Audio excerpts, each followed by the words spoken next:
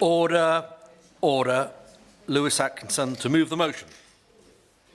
I beg to move that this House has considered E-petition 722903 relating to the Online Safety Act. Mr Pritchard, it's a pleasure to serve with you in the chair this afternoon and open this important debate as a member of the Petitions Committee.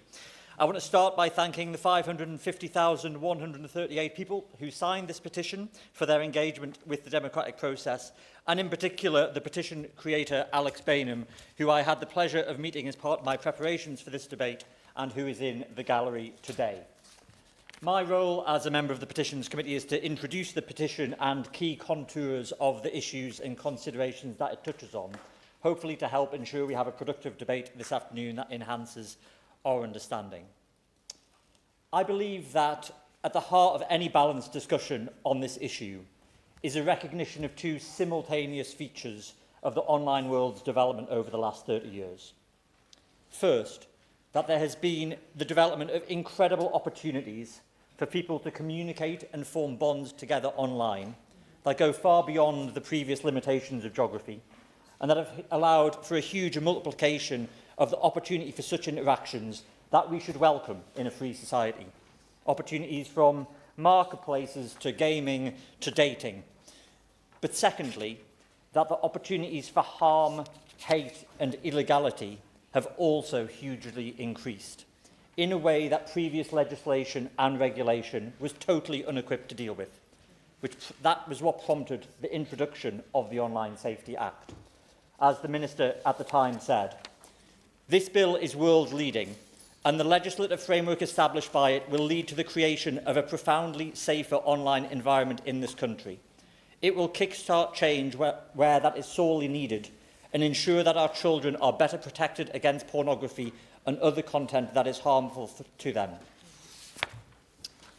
While some aspects of the Online Safety Act have been more prominent than others since its introduction, it is important to recall for this debate that there are multiple parts of the Act, and each of these could separately be subject to amendment or indeed repeal by Parliament.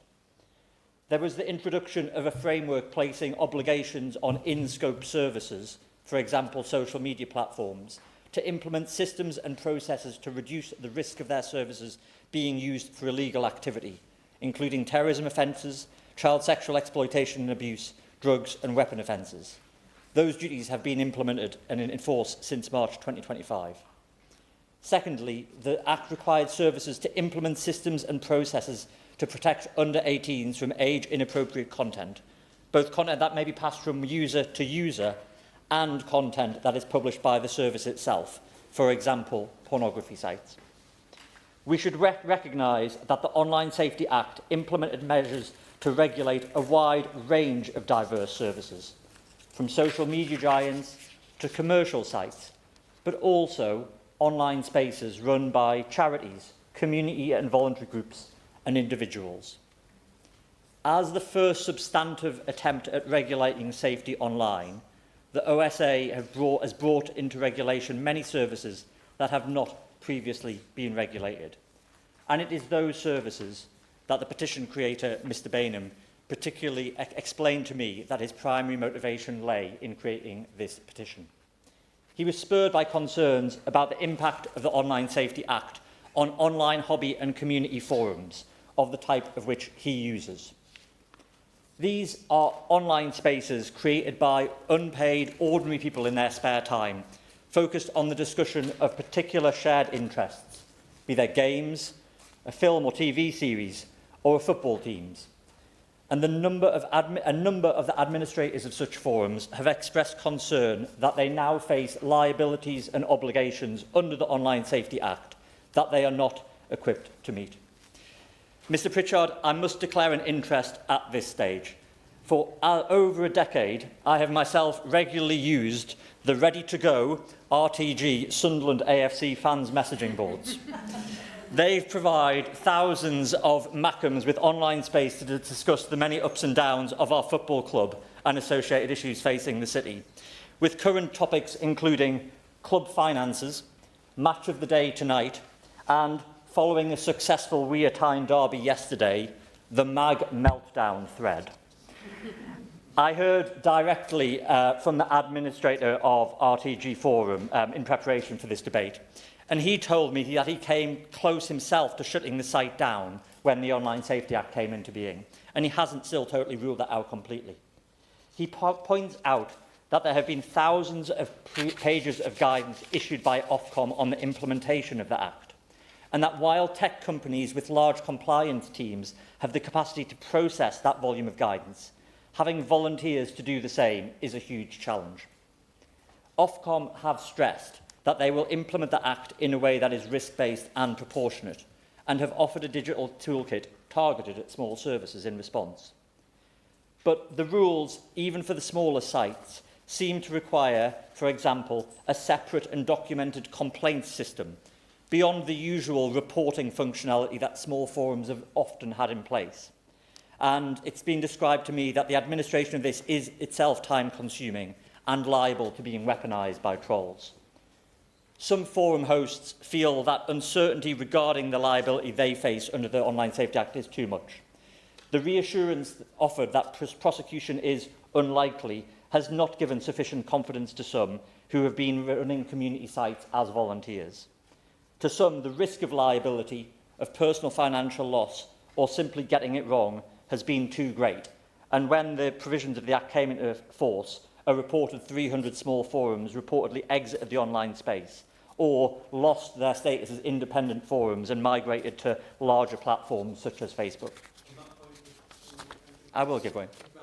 I thank my honourable friend for giving way. He's making an extremely passionate and informed speech. The unintended consequences of the Online Safety Act on these small forums and specialist groups he's highlighting is absolutely critical. However, would he agree with me that there needs to be a balance struck where underage children are protected from harmful content, whatever forum or website that they are exposed to? I absolutely agree with the honourable gentleman, and he won't be surprised that I will be coming on in my speech to deal with some wider issues about the Online Safety Act, in particular the protection of children. I think the debate is that we're likely to have today is likely to be more nuanced than a simple repeal or maintain the Online Safety Act, and talk about the implementation and the potential evolution of the Act over time. The ask that I've heard from administrators of small forums is that Ofcom take further steps to simplify the record-keeping and risk assessment burdens for small sites. When I've met with other organisations such as the Open Rights Group in preparation for this debate, they've suggested that exemptions be made for small and low-risk sites. It's clear that a size-only exemption would not be appropriate. For example, unfortunately, there have been small platforms specifically to host harmful content, such as forums dedicated to idealising suicide or self-harm. But it's possible that some combination of size and risk could be considered together. These questions, I think, touch at the heart of how we maintain the positives that come from vibrant and plural internet spaces, while also clamping down on online harms. On that issue, will you give way? I will. I'm very grateful to my honourable friend for giving way, and like him, I really want to pay tribute to site managers and moderators. I'm very sad indeed that an incredible example of that function, Maggie Lewis, from my own city of Oxford, very sadly passed away. She was an incredible presence online for the community and did much other community and charity work. But does he agree with me that it is important, when looking at the regulatory burden, that we really argue on the basis of facts? I looked at some of the small websites that apparently had issues because of the Act. I found one which was an internet forum known for its open discussion and encouragement of suicide and suicide methods. I found another that had allegedly shut down. Actually, that community website is still functioning, still has a forum so that local people can let others know what's happening in the community. It's just one element of it that's had to close. So does he agree we have to argue on the basis of facts here to make the right decision? Thank you. I think the honourable lady is absolutely right. And I think clearly some of those forums, like the ones she reports, I think we would want as a society for them to close down, that they have been harmful. But clearly I do recognise that there have been others that perhaps maybe preemptively took a decision to shut down. I think it's interesting, and I'm not sure whether the Minister's got further information about this. how far those numbers of reported close downs were done as a one-off, was that a one-off number in preemption rather than an ongoing repeated loss of online spaces.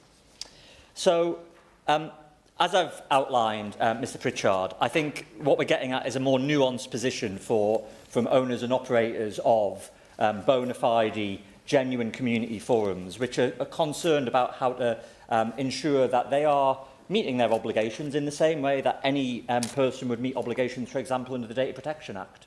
And that has always applied. It's a much more nuanced position, far from full-out repeal of the OSA, but more how can the obligations of the OSA be carried out in a proportionate manner. I will. Thank you, and thank you for bringing this issue forward. And also, as somebody who shares a house with a Newcastle fan, can I thank him for a miserable weekend? It's very important that we get the safety elements and aspects of this correct, but would he agree with me that the Act shouldn't be used as a blunt tool to stifle freedom of speech online? Yes, I would, but I will come to some of the issues, I think, regarding social media platforms, etc., in what I'm about to say. And I certainly wouldn't want to stifle the freedom of speech of Newcastle fans expressing their genuine, heartfelt sorrow about the events of yesterday.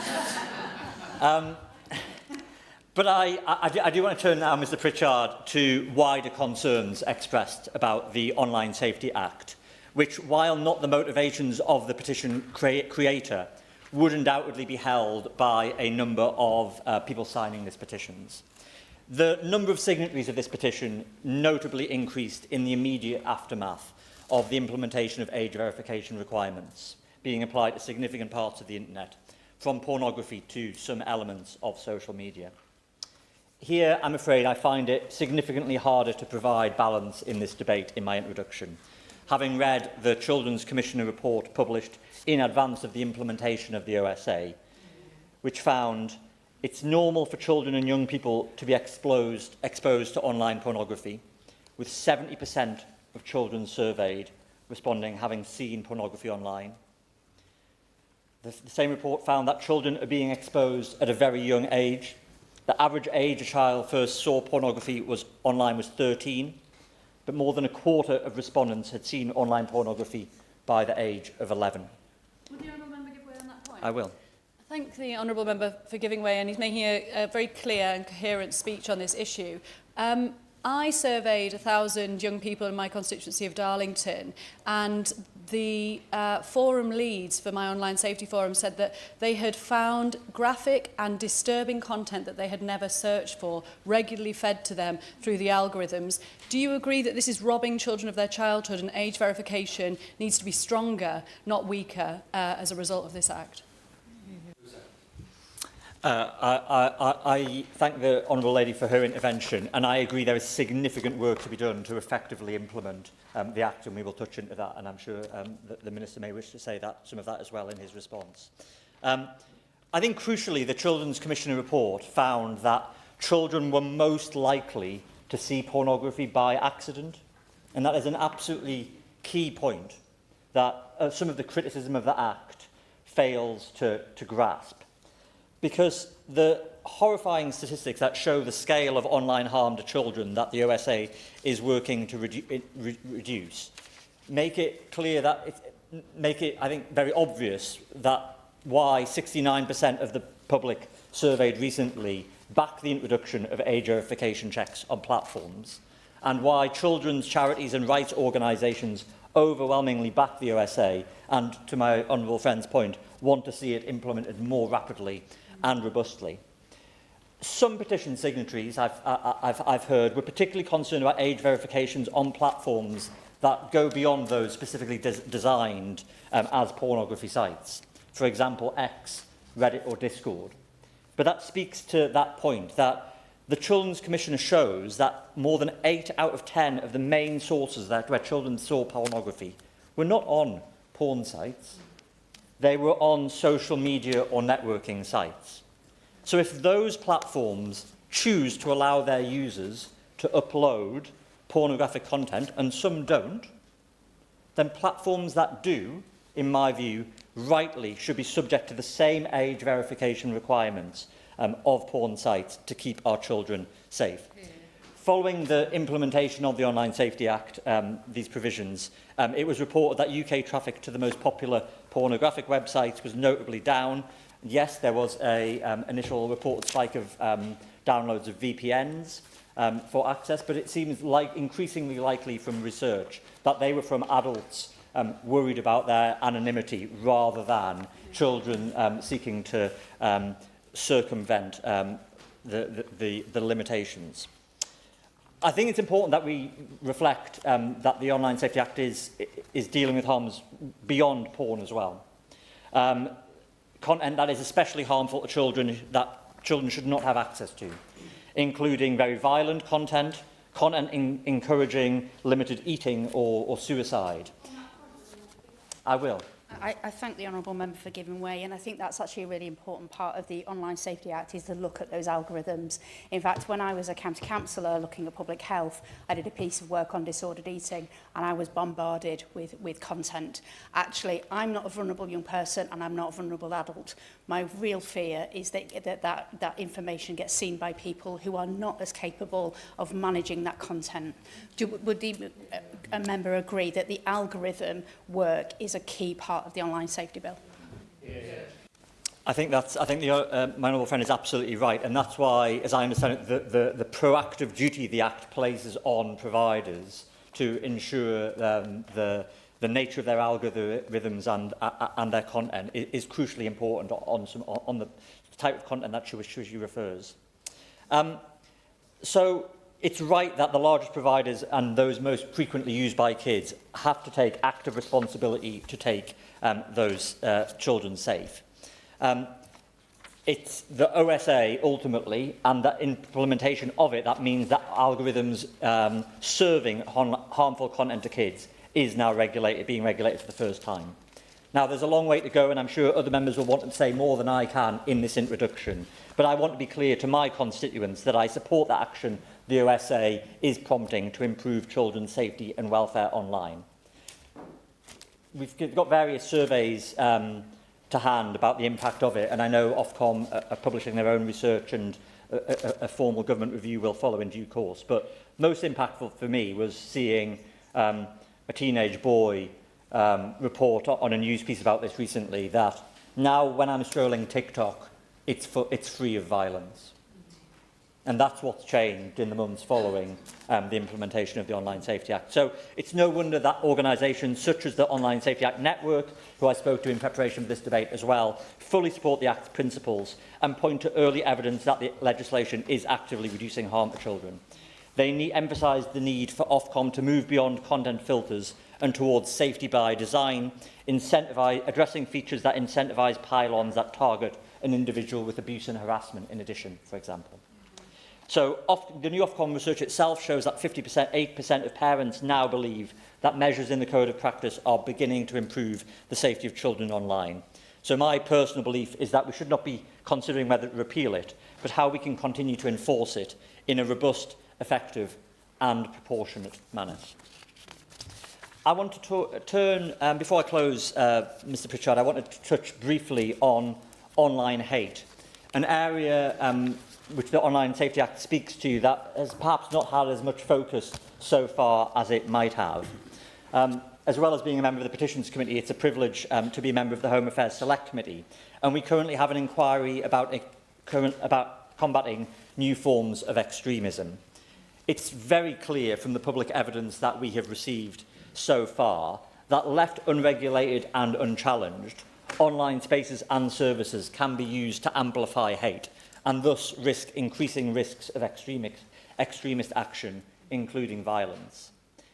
Analysis by the Anti-Semitism Policy Trust, for example, highlights that there are patterns of coordinated and persistent misogynistic, anti-immigrant, anti-government and anti-Semitic discourse on social media, with repeated bot accounts used to amplify misleading or harmful narratives that fuel hate and that may increase the risk of violence. Such content often breaches platforms' own terms of service, but now, under the Online Safety Act, I understand that Ofcom Category 1 services will be mandated to proactively offer users optional tools to help them reduce the likelihood that they will encounter legal but harmful content like that. Of course, there's much to be done to implement those provisions in an appropriate manner, but I would invite anyone calling for the full repeal of the Act to consider that how as we as a society deal with the rise of extremism and the context where the internet can be used as a sort of free-for-all fuelled by hate-filled algorithms that thrive and that incentivise division and hate rather than consensus and civic peace. So, Mr Pritchard, I am aware in closing that there are large parts of the Online Safety Act that I have not been able to touch on today, and I hope other members will over the course of the debate. There's questions about end-to-end encryption, cyber flashing, the creation of abusive deepfakes, AI moderation and chatbots. Yes, of course. Thank you. So the Honourable Member is making a strong and thoughtful case. Does he agree that while the Act regulates user-to-user services, it leaves a significant gap around generative AI chatbots, despite growing evidence of harm to children, to private interaction? And does he also share my concerns at the speed at which this technology is developing risks outpacing the legislative framework we currently have in place? I thank the Honourable Lady for that intervention. I do agree. I think my understanding is that when this legislation was drafted, you know, the astonishing pace at which AI has developed in recent years was not clearly available for the drafters of this legislation initially, and I would ask the Minister to reflect perhaps on that point as he addresses the implementation of the Act and potential future evolution of it through primary legislation.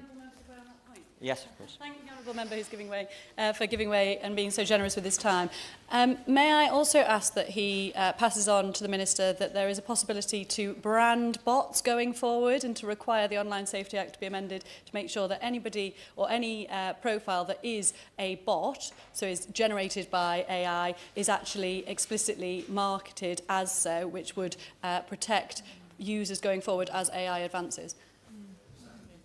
The Honourable Lady makes that point well, and I know the Minister will have heard her do so.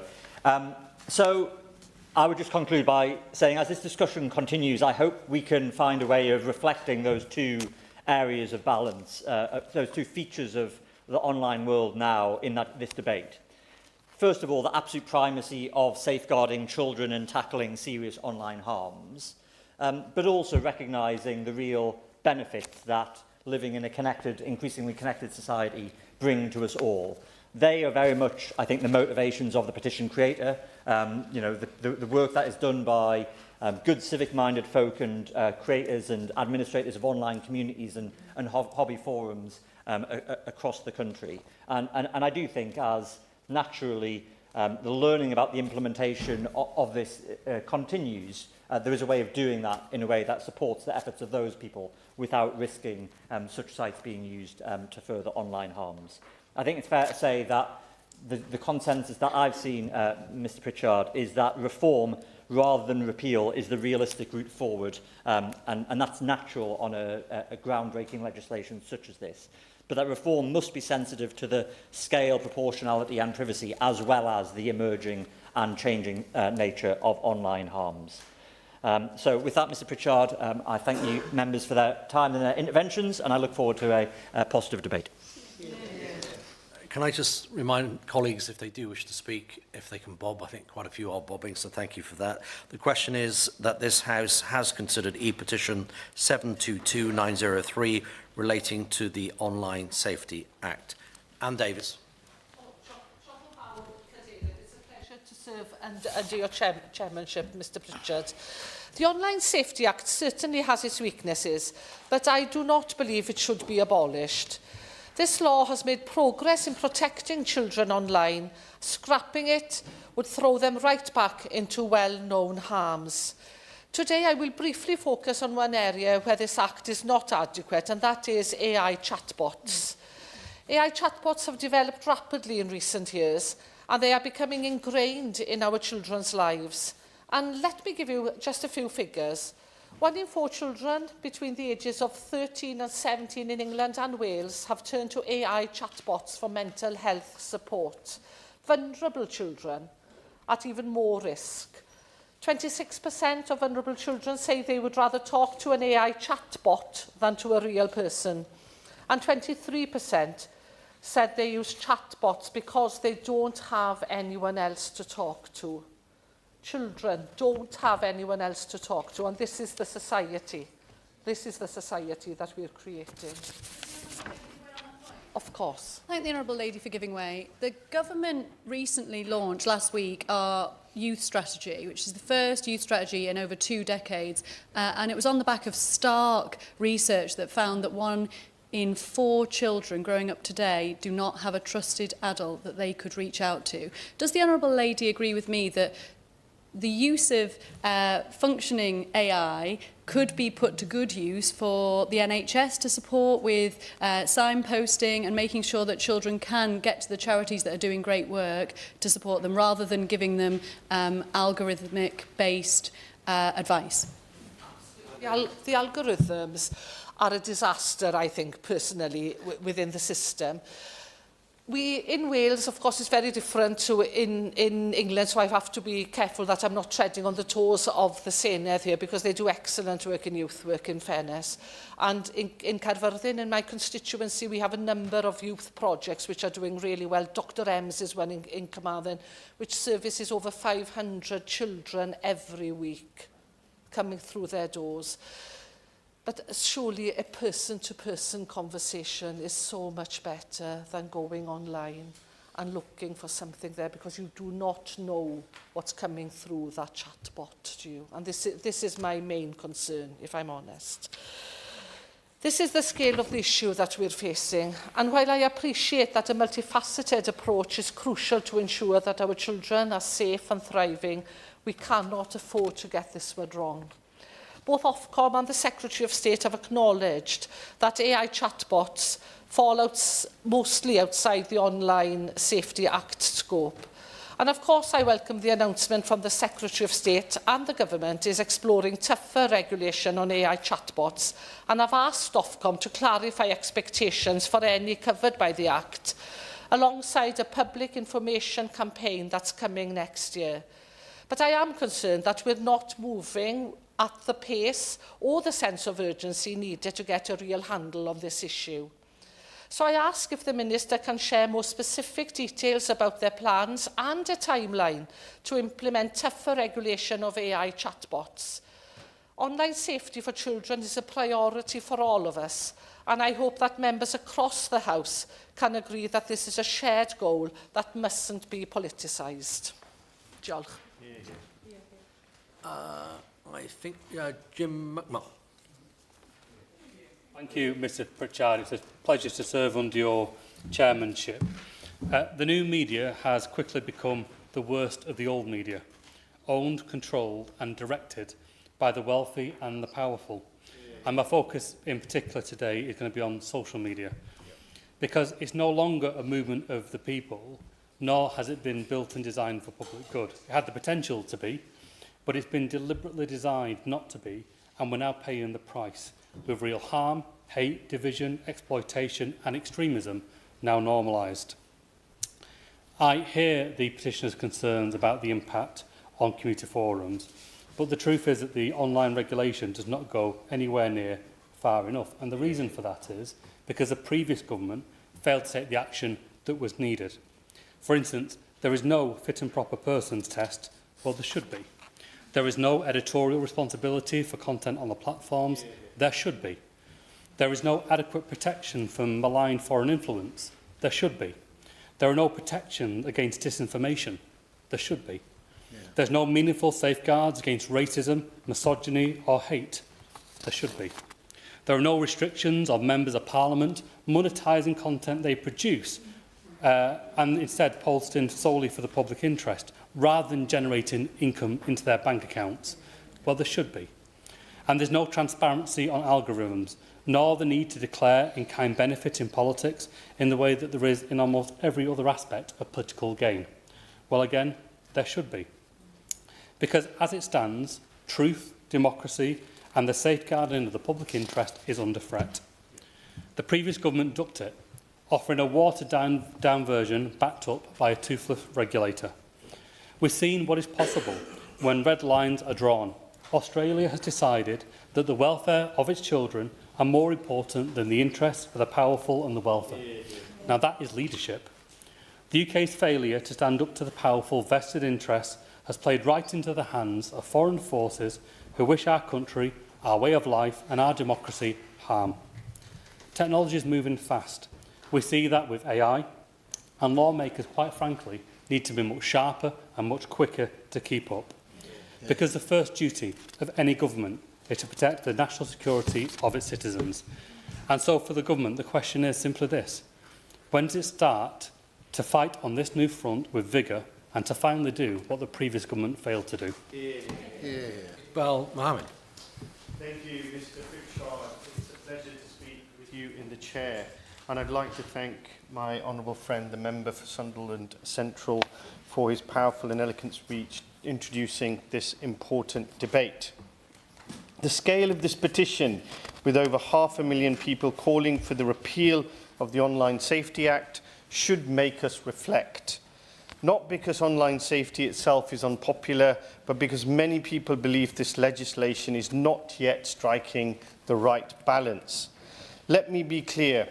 The Online Safety Act exists for a reason, and I stand in strong support with its intent, its aims and its objectives, and I would not agree with it being repealed. For too long, online platforms have failed to protect users, particularly children, from serious harm. The statistics are sobering. Nearly 1 in 5 children aged 10 to 15 has exchanged messages with someone they have never met. Over 9,000 reported child sexual abuse offences in 2022 and 2023 involved an online element. And in recent years, we have seen tragic cases where exposure to harmful online content has contributed to devastating outcomes. Repealing the Act would leave us with very little in the way of meaningful protection. It remains a central piece of legislation regulating online spaces in the UK. That is a hard pill to swallow, but a necessary truth we must accept. However, supporting the Act does not mean ignoring where it needs important improvements. One of the most significant concerns raised is age restriction. Age gating can and should play a role in protecting children from genuinely harmful content.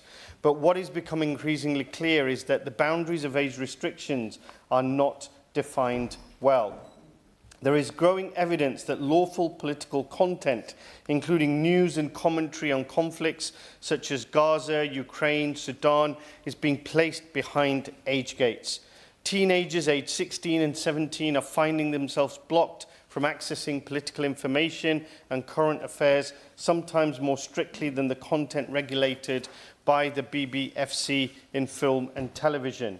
That should give us pause, particularly at a time when this House is considering extending the vote to 16-year-olds.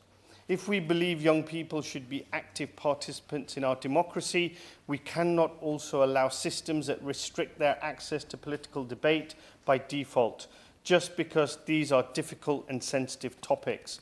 What is and is not age-restricted needs to be far clearer, more consistent, and more proportionate. The second area where clarity is urgently needed is generative AI. At the same time as we are having this debate, the Home Secretary was making a statement on the violence against women and girls. She has rightly described violence against women and girls as a national emergency, and the government's 5-year national strategy acknowledges the growing threat posed by intimate deepfakes, with one NSPC survey showing that 3 in 5 people fear becoming a victim, and with current laws proving too difficult to apply in complex and rapidly evolving cases, I would ask the Minister what specific legislative proposals this government is hoping to develop to address deepfake abuse. If we The second area, which I've mentioned, is generative AI. When this legislation was drafted and passed, the pace of AI development was very different. Today, AI tools and chatbots are embedded across social media, search engines and messaging platforms, with people relying on ChatGPT and Gemini and Copilot as search engines, and virtual assistants embedded into almost every online service we use. They can generate harmful and misleading content within seconds, including advice related to self-harm, eating disorders, substance misuse, and suicide assistance. Only last week, I led a debate here in Westminster Hall on the need for stronger AI regulation. That debate reinforced a growing concern that many AI-driven services currently sit at the edges of the Online Safety Act. While Ofcom has acknowledged this gap and issued guidance, guidance alone is not enough. We need clarity on how generative AI is regulated and whether further legislative action is required to keep pace with the technology. Mr. Pritchard, the message from this petition is not a rejection of online safety. It is a call for a system that protects children while also safeguarding freedom of expression, political engagement, and public trust. The challenge before us is not to repeal, but refinement, strengthening definitions, clarifying age restrictions, and ensuring the Online Safety Act evolves alongside emerging technologies. If we get that right, we can protect users online without undermining the democratic values we try to defend. Thank you. Lizzie Collins. Thank you, Mr. Pritchard. It's a pleasure to serve here today under your chairship. It's been very interesting to hear from my honourable friend for Sunderland Central about the experience of smaller hobby sites and their concerns about the Online Safety Act, and I'm sure that Ofcom and the government will listen to these. The Online Safety Act, though, it's not about controlling speech. It's not about the government deciding what adults think or read or say online. But it is about responsibility, and more specifically about whether we're prepared to say that the online world should have the same safety features as the offline world, whether we expect the online world to be a Wild West or not. And I have to say, a lot of the opposition to the Online Safety Act has centred on the freedoms of adults, and I appreciate that that is important. Adults must be free to build their online lives as they see fit. But fundamentally, I think that this doesn't trump the rights of children to be safe, whether online or offline, and rights are always a matter of balance. And I think before I go further, Mr. Pritchard, it's worth being clear about what the Act actually does. It essentially requires online services to assess the risk of harm on their platforms and put proportionate systems in place to reduce those risks. That includes harm from illegal content, such as child sexual abuse material, and harm when children are able to access content like pornography or material that promotes suicide or self-harm. And alongside that, the Act does contain proactive requirements to protect freedom of expression. And the largest platforms are now legally required to continually assess how their decisions affect users' ability to speak freely online. And that obligation is explicit and it's enforceable. And in many ways, the principles behind this Act are not new. Technology companies have moderated speech and removed content from their platforms since the very beginning. But the difference is, until now, those decisions were driven by opaque corporate priorities, not by a clear and accountable framework of public harm. And the stakes here are high. These are some of the first young people for whom their entire life has been permeated by the online world. It shapes their values, their relationships, and their mental health. For many children, when it comes to sex, self-harm, body image, the first place they turn isn't a parent, it isn't a teacher, and it isn't a GP. It's the internet. I want to talk today about pornography. I think we all accept without controversy that children should not be able to access pornography offline. An adult entertainment shop doesn't let a 12-year-old walk in and buy a dirty video with their pocket money. But when it comes to internet pornography, we have allowed, as a society, children to freely access material that they are simply not mature enough to deal with. And, Mr. Pritchard, pornography is more violent than ever before, more dangerous than ever before. And despite this, it's not been easier for children to access it. The door to the store has been wide open for too long.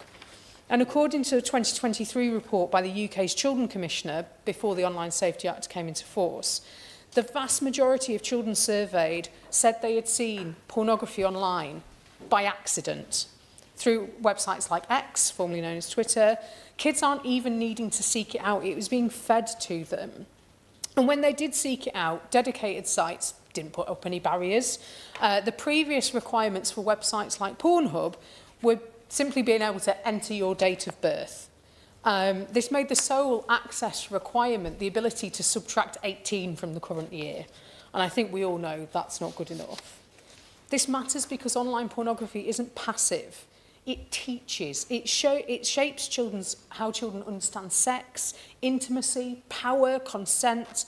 It sets expectations long before young people have the tools to question or contextualise what they're seeing. And according to that same report by the Children's Commissioner, more than half of respondents said they'd seen pornography involving strangulation. 44% reported seeing depictions of rape, much of which involved people who were apparently asleep. And this content doesn't stay on screen, it spills into real life. The Children's Commissioner research showed that frequent exposure to violent sexual material is associated with a higher tolerance of sexual aggression, distorted ideas about consent, and increased likelihood of sexually aggressive behaviour. Almost half of young girls surveyed expected sex to involve physical aggression. What children learn online doesn't disappear when the browser closes. And with the Online Safety Act, for the first time, adult content online is being age restricted in the same way it is offline, and sites must now use effective age verification tools. This includes third-party services, which should use privacy-preserving techniques to confirm a user's data without sharing personal information with the platform itself. Since the new laws came into effect, Ofcom have been monitoring compliance, and many of the most visited pornography sites have introduced highly effective age checks. And I'll be honest, Chair, I really don't have a lot of sympathy for pornography users who object to having their age verified. If they are bothered about their privacy, just don't use it. Pornography is not a human right. You can choose not to use it. And pornography is not the only harm that this Act addresses. For years, platforms like Twitter, Tumblr, TikTok have hosted vast amounts of content related to self-harm and suicide. Some of it framed as support, much of it not. Posts and forums provide copious instructions on how to self-harm, the implements to use, how best to hide it, and where to cut to do the most damage to yourself without killing yourself. Some children access this content entirely by accident, before they even know what self-harm is. Others have found these sites when they're already struggling, and they are pulled deeper into it by algorithms that reward repetition and intensity. The content they're seeing not only risks normalising these behaviours, it risks glamorising it too. And I just think so many adults have no idea what is out there. Because they aren't fed it on their own feeds, they don't understand the danger and the extremism of what's out there. And investigations have shown that teenage accounts engaging with suicide, self-harm or depression content were then flooded with more of the same. A single click could trigger what one report from the Molly Rose Foundation described as a tsunami of harmful material. Now, I'm not saying we should shut down places that offer support to young people who have urges to self-harm, but we need to make sure young people can access evidence-based support and not be exposed to content that could encourage harm. And that's why organisations like the Samaritans have praised the Online Safety Act. Under the Act, platforms that recommend or promote content to users, for example, on For You feeds on TikTok, must ensure that those systems don't push harmful content to children. And not only does this put the onus on platforms to prevent children from seeing such content, but if children do come across it or search for that harmful content, the platform should avoid showing children more of the same, avoid them going down a very harmful rabbit hole. Now, clearly it's still early days. The legislation includes a formal review with a report to Parliament due within a few years of full implementation. We will and should look closely at what is working and what needs to be improved. As lawmakers, we do have that responsibility. But the early signs are encouraging. Sky News spoke to 6 teenagers before and after the new rules came into force. 5 of them said they were seeing much less harmful content in their feeds. Now, I know this is anecdotal, but it is important to listen to the experiences of young people. Ofcom has already opened investigations and benefits have already come from that. For example, file sharing services that were being used to distribute child sex abuse material have now installed automated technology to detect and remove such material following an investigation by Ofcom. And proportionality is at the heart of it. Ofcom has developed guidance to support compliance, and I understand the concerns about smaller or volunteer-run forums. But some of the most harmful content appears on very small or obscure sites, so to simply take out smaller sites, I think, would do a disservice. And I'm sure there will be problems to be worked out, and we should continue to explore how best to provide children with age-appropriate experiences online and think about how to get age verification right. But whilst we refine and improve this system, we can't ignore the reality that serious harms have been happening, and we have a responsibility to tackle this. And for the first time, the UK has a regulatory framework that forces tech companies to assess risk, protect freedom of expression, and give the public far greater transparency about how decisions are made about online content. I'll close, Mr. Pritchard, with a final thought. Other countries have banned young people from social media. I've been thinking about this a lot, and currently I actually don't think that's the right thing to do. Online communities can provide friendship and solace to young people, particularly those marginalised, perhaps due to their sexual orientation, or restricted in life, perhaps those kept at home by ill health or disabilities. Online communities can offer a lot to our young children, but children have a right to be just that, children, to not have to deal with the complexities and hardships of adult life. So we as adults must do what we can to build safe online spaces for them, just as we do physical ones. Thank you. Collins. Thank you, Mr. Pritchard. And it's a pleasure to serve under your chairship. At its birth, the internet was envisaged as a great advancement in free society. Decentralised, crowdsourced and open, it would share knowledge across humanity.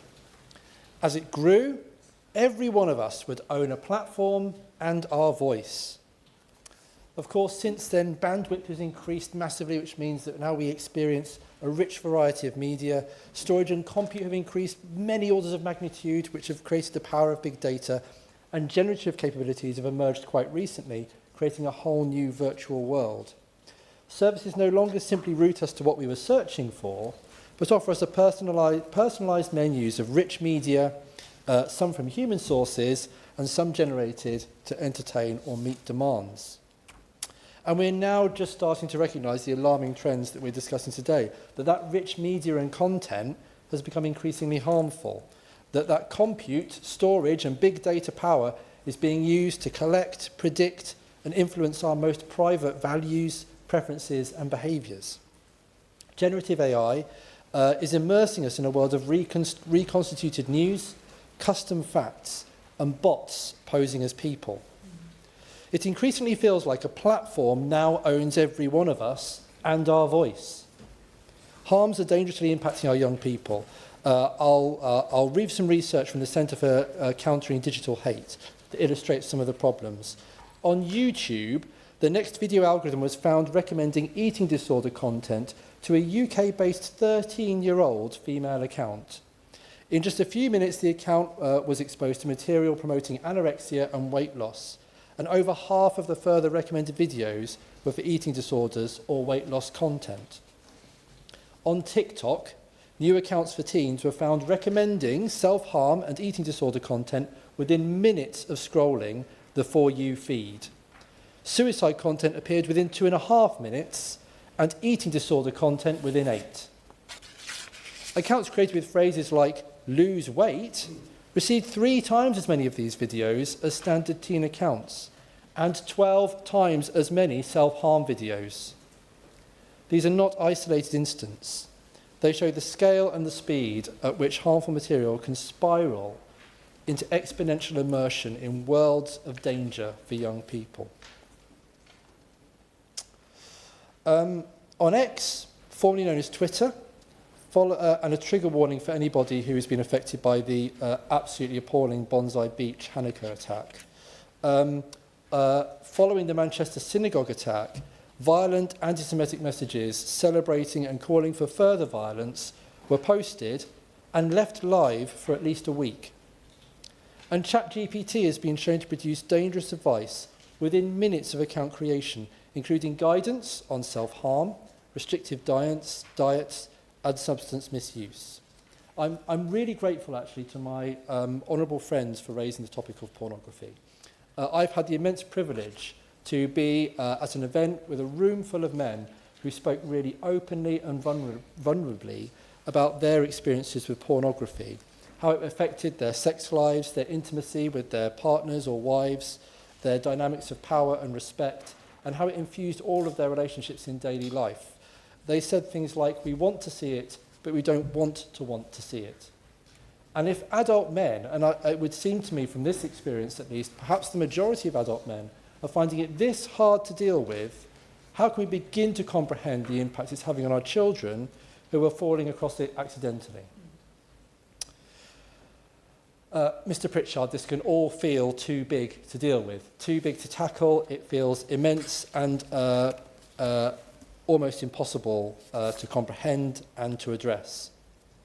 And yet to some, at the same time, the Online Safety Act feels like a sledgehammer cracking a nut. It is, in fact, I would say, a sledgehammer cracking a deeply poisonous pill. But that pill is in amongst a veritable chemistry lab of other psychoactive substances that it completely misses, and it will always be too slow and inaccurate to hit. We must do better. We must keep it, but we must do better.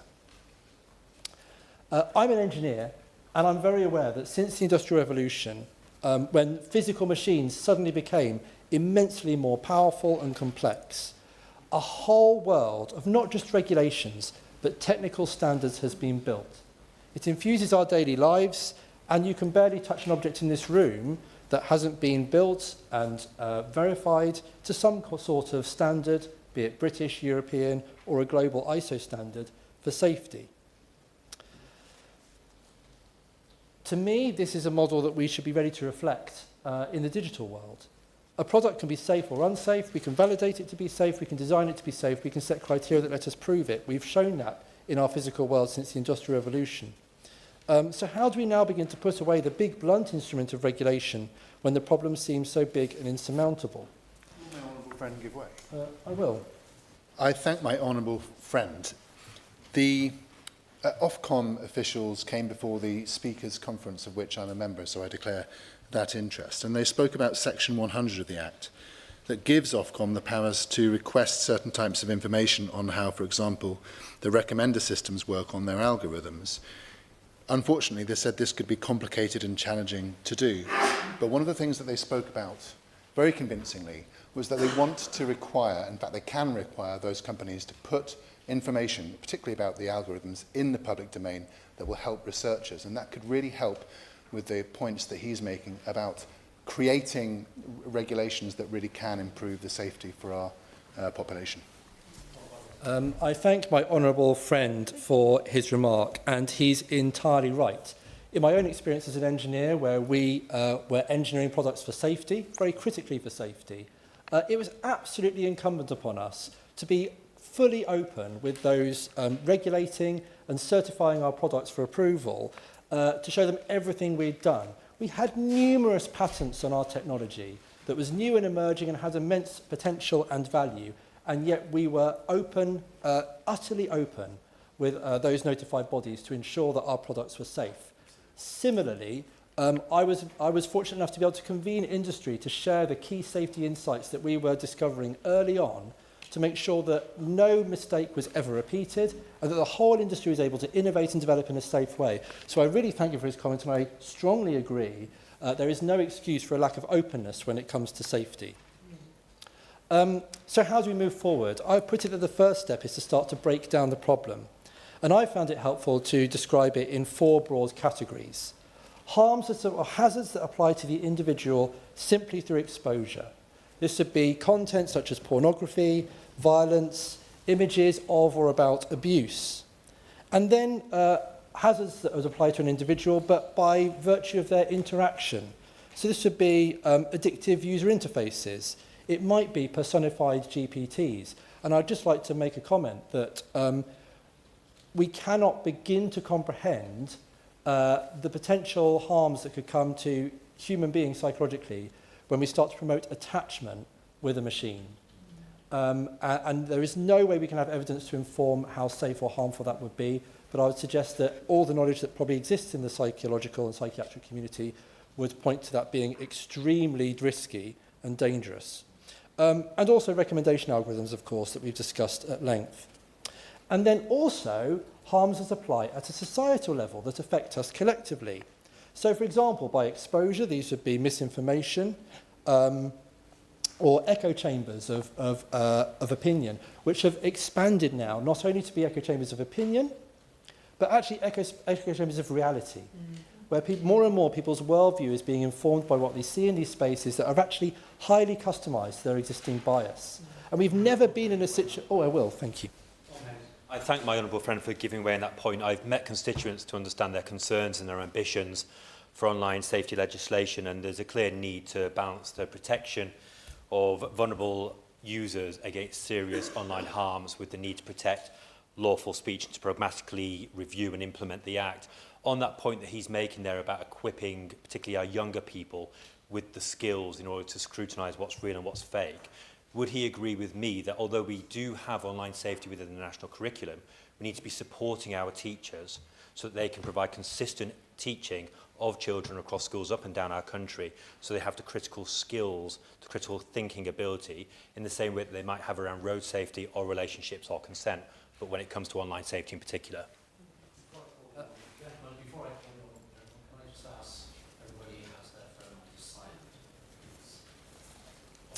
Thank you, Mr. Pritchard. Yes, I thank my honourable friend for his comment, and I agree with him. In fact, I was fortunate enough to meet with Worcestershire Youth Cabinet, who are based in my constituency, and one of their main concerns was their online safety. And I was really struck by their comments to us, because we were ready for them to ask for more support in navigating the online world, and that is not what they asked for. They said, please don't try to support us anymore. Support our adults to support us. We have trusted adults, we have parents, we have teachers. We want to work with them to navigate this journey. Please help them so they can help us. So I thank him very much for that. It's an excellent point. I will. He's making an excellent speech, and I think really getting to the heart of some of the tensions here. He does still seem to lean quite strongly into how the algorithms almost are self-learning, that they catch on to what people share organically and then double down on that as a way to commercialise the content.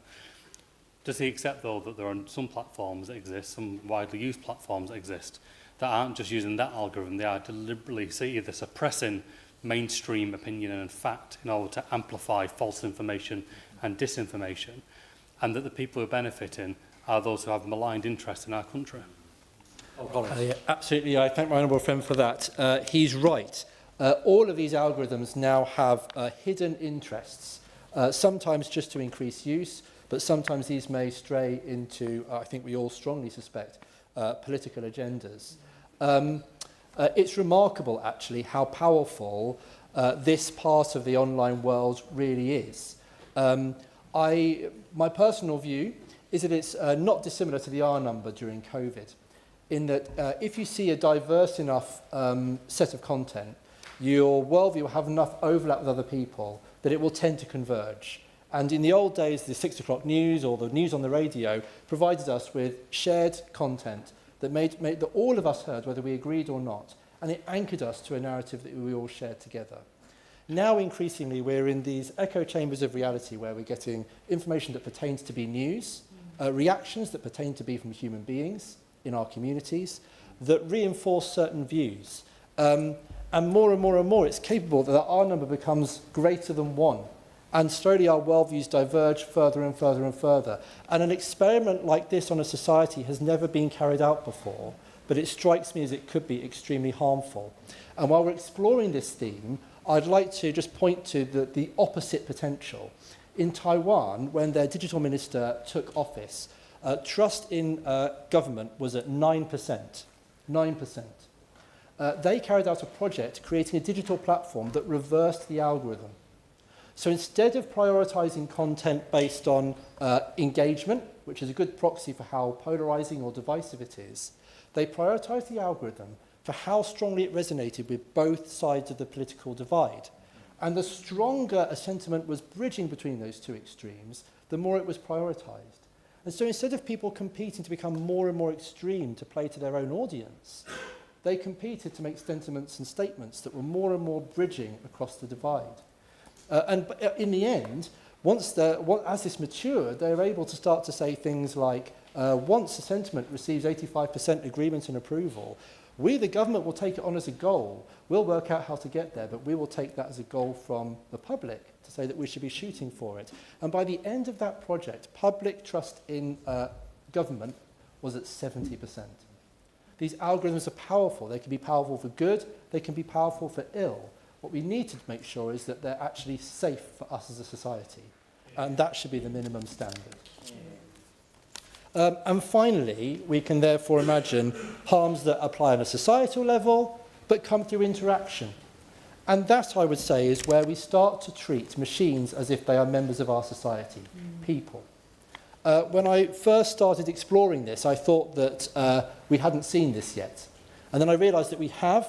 These are bots on social media. They're fake accounts. But we don't know that they're not human beings. They're not verified as human beings. And we can't help but start to believe and trust what we see. And it is only, I would say, a matter of time before these bots become more and more sophisticated and more agendered, more able to build relationships with us and to influence us even more deeply. This is a dangerous threshold, and it points to the need for us to deal with it in a sophisticated way. So what next? I think it's critical that, first of all, we start to develop tools. I mean, technically speaking, these are models that classify and quantify these hazards to individual people and to us as a society, so we can understand what is hazardous and what is not. And then, based on that, we can start to build tools and models that allow us to either validate products as safe, and they should, I agree, be safe by design, or to provide protective features. Already, some companies are developing protection algorithms that can detect content that is illegal or indeed hazardous in various different ways, and then provide a trigger to an operating system to, for example, mask that, make it blurred or opaque, either at the screen level or at the camera level. Rapidly, these tools are becoming more and more capable, but they're not being deployed. And at the moment, there's very little incentive for them to be deployed. If, for example, we were to standardise interfaces or sockets of some type in the software environment for these protective tools to be plugged in to operating systems or backends, then we could create a market to develop more and more accurate and capable software. In the world of physical safety, we use this principle called state-of-the-art. In contrast to how we might all understand that term, it doesn't mean the cutting edge of technology. The term state-of-the-art rather means safety features that are common enough that they should be adopted as standard, and we should expect to have them. A really good example of this, well, the automotive industry is a great example, and perhaps the easiest one for me to point to is anti-lock brakes. These started out as a real luxury feature in high-end vehicles, but as they became more and more affordable and accessible, they rolled out into more and more cars, and now they come as standard in all cars, and you would not be allowed to sell a car if it didn't have that in, because it doesn't meet the state-of-the-art. If we were to apply a similar principle to online protection software, that would mean that tech companies with capable protections would have a guaranteed market, and that the digital product manufacturers or service providers would have to keep up, and that would drive both innovation but also uptake. These are already practiced in industry. They cost the public purse nothing. They generate growth, high-value jobs, and national capabilities. Making the internet safe in the right way doesn't close it down. It creates freedoms and it opens it up. Freedom to trust what you're seeing, freedom to use it without being hurt, freedom to rely on it without endangering our national security. Another parallel, we wouldn't dream of building a balcony without a railing. If we had built one, we wouldn't decide that the only way to make it safe would be to declare that the balcony was only for use by adults. It still wouldn't be safe, adults and children alike would inevitably come to harm. And many of our regulations wouldn't allow it. In fact, the railing must reach a certain height, it must withstand certain forces, it must be designed with factors of safety, it must be maintained, we'd have an inspection to make sure it's safe. Someone designing or opening a building with an unprotected, unbarriered balcony could easily expect to go to prison. So we've all come to expect our built environment to be safe in that way, and having made it robustly safe for adults, it's also largely safe for children. If we build good standards and regulation, all of us can navigate the digital world safely and freely. Likewise, we need to build the institutions to ensure fast and dynamic enforcement. For services, there are precedents for good enforcement. We've seen great examples where, for example, sites haven't complied. TCP ports for the payment system have been turned off instantly. That's a really strong motivation for a website to comply. It's fast, it's dynamic, it's robust, and it's very quickly reversible. You can turn the TCP port back on, and they can once again accept payments. We need this kind of fast, dynamic enforcement if we're going to keep up with a fast and adaptive world working around us. And while I'm on institutions, I'd like to also point out, and I wouldn't be surprised if my honourable friend, the member for Rugby, expands on this. When television and radio came into existence, we built the BBC so that we would have a trusted source of some of these services. It kept us safe, but in the end it also ended up projecting our influence around the world. We need to once again build the institutions or expand them and the infrastructure that provide digital services in our collective interest. Oh, well. He's making a very good debate. He should maybe consider a career in TED Talks after this. I think there have been a number of competitor platforms been tried. There's been Blue Sky as an alternative to Wex, but the take-up isn't sustained. And you do slightly wonder if the monopoly that some of these online platforms have now is just so well embedded that people have become out of habit, quite familiar and attached to them. And there is a tension, I think, with members in this House, and we must all feel it at times, about whether we should or shouldn't be on some of these platforms or not. But the fact is that there is a need for mainstream voices to occupy these spaces to make sure that we don't concede to extremes of any political spectrum. But we are always going to be disadvantaged if the algorithm is driven towards those extremes and not to the mainstream. So I just kind of test the principle of an online BBC versus whether or not there should be a more level playing field for mainstream content on the existing platforms. Yes, I thank you for his point. And of course, he's right. If we regulate for safety, then we don't need to worry about the ecosystem needing these good actors to displace it. But at the same time, these good actors would have a competitive and valuable role to play. And I don't want to undervalue the currency of trust. And institutions like the BBC are so robustly trustworthy that they have a very unique value to offer, even if we do manage to create a safe ecosystem or market of online services. So I'm convening a group of academics to start trying to build the models I discussed as the foundation for technical standards for safe digital products. I'd like to take the opportunity to invite the Minister to engage the department in this work.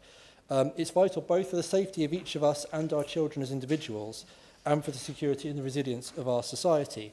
And I'd also take this opportunity to invite anybody in that technical space of academia or industry exploring some of these models and tools to get in touch with me if they see this and they're interested. Only by taking assertive action across all levels of technical, regulatory and legal governance can we ensure the safety of citizens.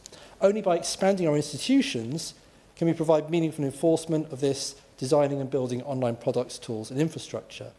But if we do these things, the internet will be more open, more secure, more private, more valuable and more accessible to all of us. Good regulation, I would put it, is the key to a safe and open internet. Emily Darlington. Thank you, Mr. Pritchard. It's a pleasure to serve under your chair. I wanted to just add some actual data to our debate today. We are inundated, often online or in our inboxes, about repealing the Online Safety Act. These are well-funded campaigns. There's also a lot of material online that is coming from very particular sources, not necessarily within the UK. But actually, 70% of people in the UK are supportive of the Online Safety Act, and a similar number are supportive of age verification. And much of that has to do with what our children are seeing online. Almost 80% of people 18 to 21 have seen sexual violence before the age of 18. 80%. That is a huge number of people whose initial sexual experiences or viewing of sex is ones of violence. So what does the Online Safety Act? It's putting porn back on the top shelf. It's not getting rid of it, it's putting it back on the top shelf. All of us are of an age where we knew the corner shop had on the top of the magazine rack, that's where the porn was, right? For our children, it is being fed to them in their feeds. Also, it's the type and nature of porn that people are seeing online. 80% of that porn has some kind of strangulation within it. That has real-world consequences, as we've seen from the latest data on women's health in terms of strokes. Strangulation is now the second leading cause of women having strokes in the UK. Now, this is really shocking, and this is why we need the Online Safety Act to intervene on what was being fed to us. 30% of young people in Milton Keynes have been approached by strangers since the implementation of the Online Safety Act. And the biggest place that they're being approached is roadblocks. Now, gaming platforms are not ones that we automatically identify as being those where you were approached by strangers. But what happens, what we know from police investigations, is they approach young children on roadblocks and then they move them on to an end-to-end encryption site where they can ask them to share images. In 2024, we saw 7,263 online grooming offences. And remember, those will just be the ones that are not in end-to-end encryption sites. There were 291,273 child sexual abuse material identified last year. Again, remember, this is not the material that's being shared on end-to-end encryption sites because we have no idea what's actually being shared. 90% of that is self-generated. That is groomers asking children to take pictures, pornographic pictures of themselves and share it with them.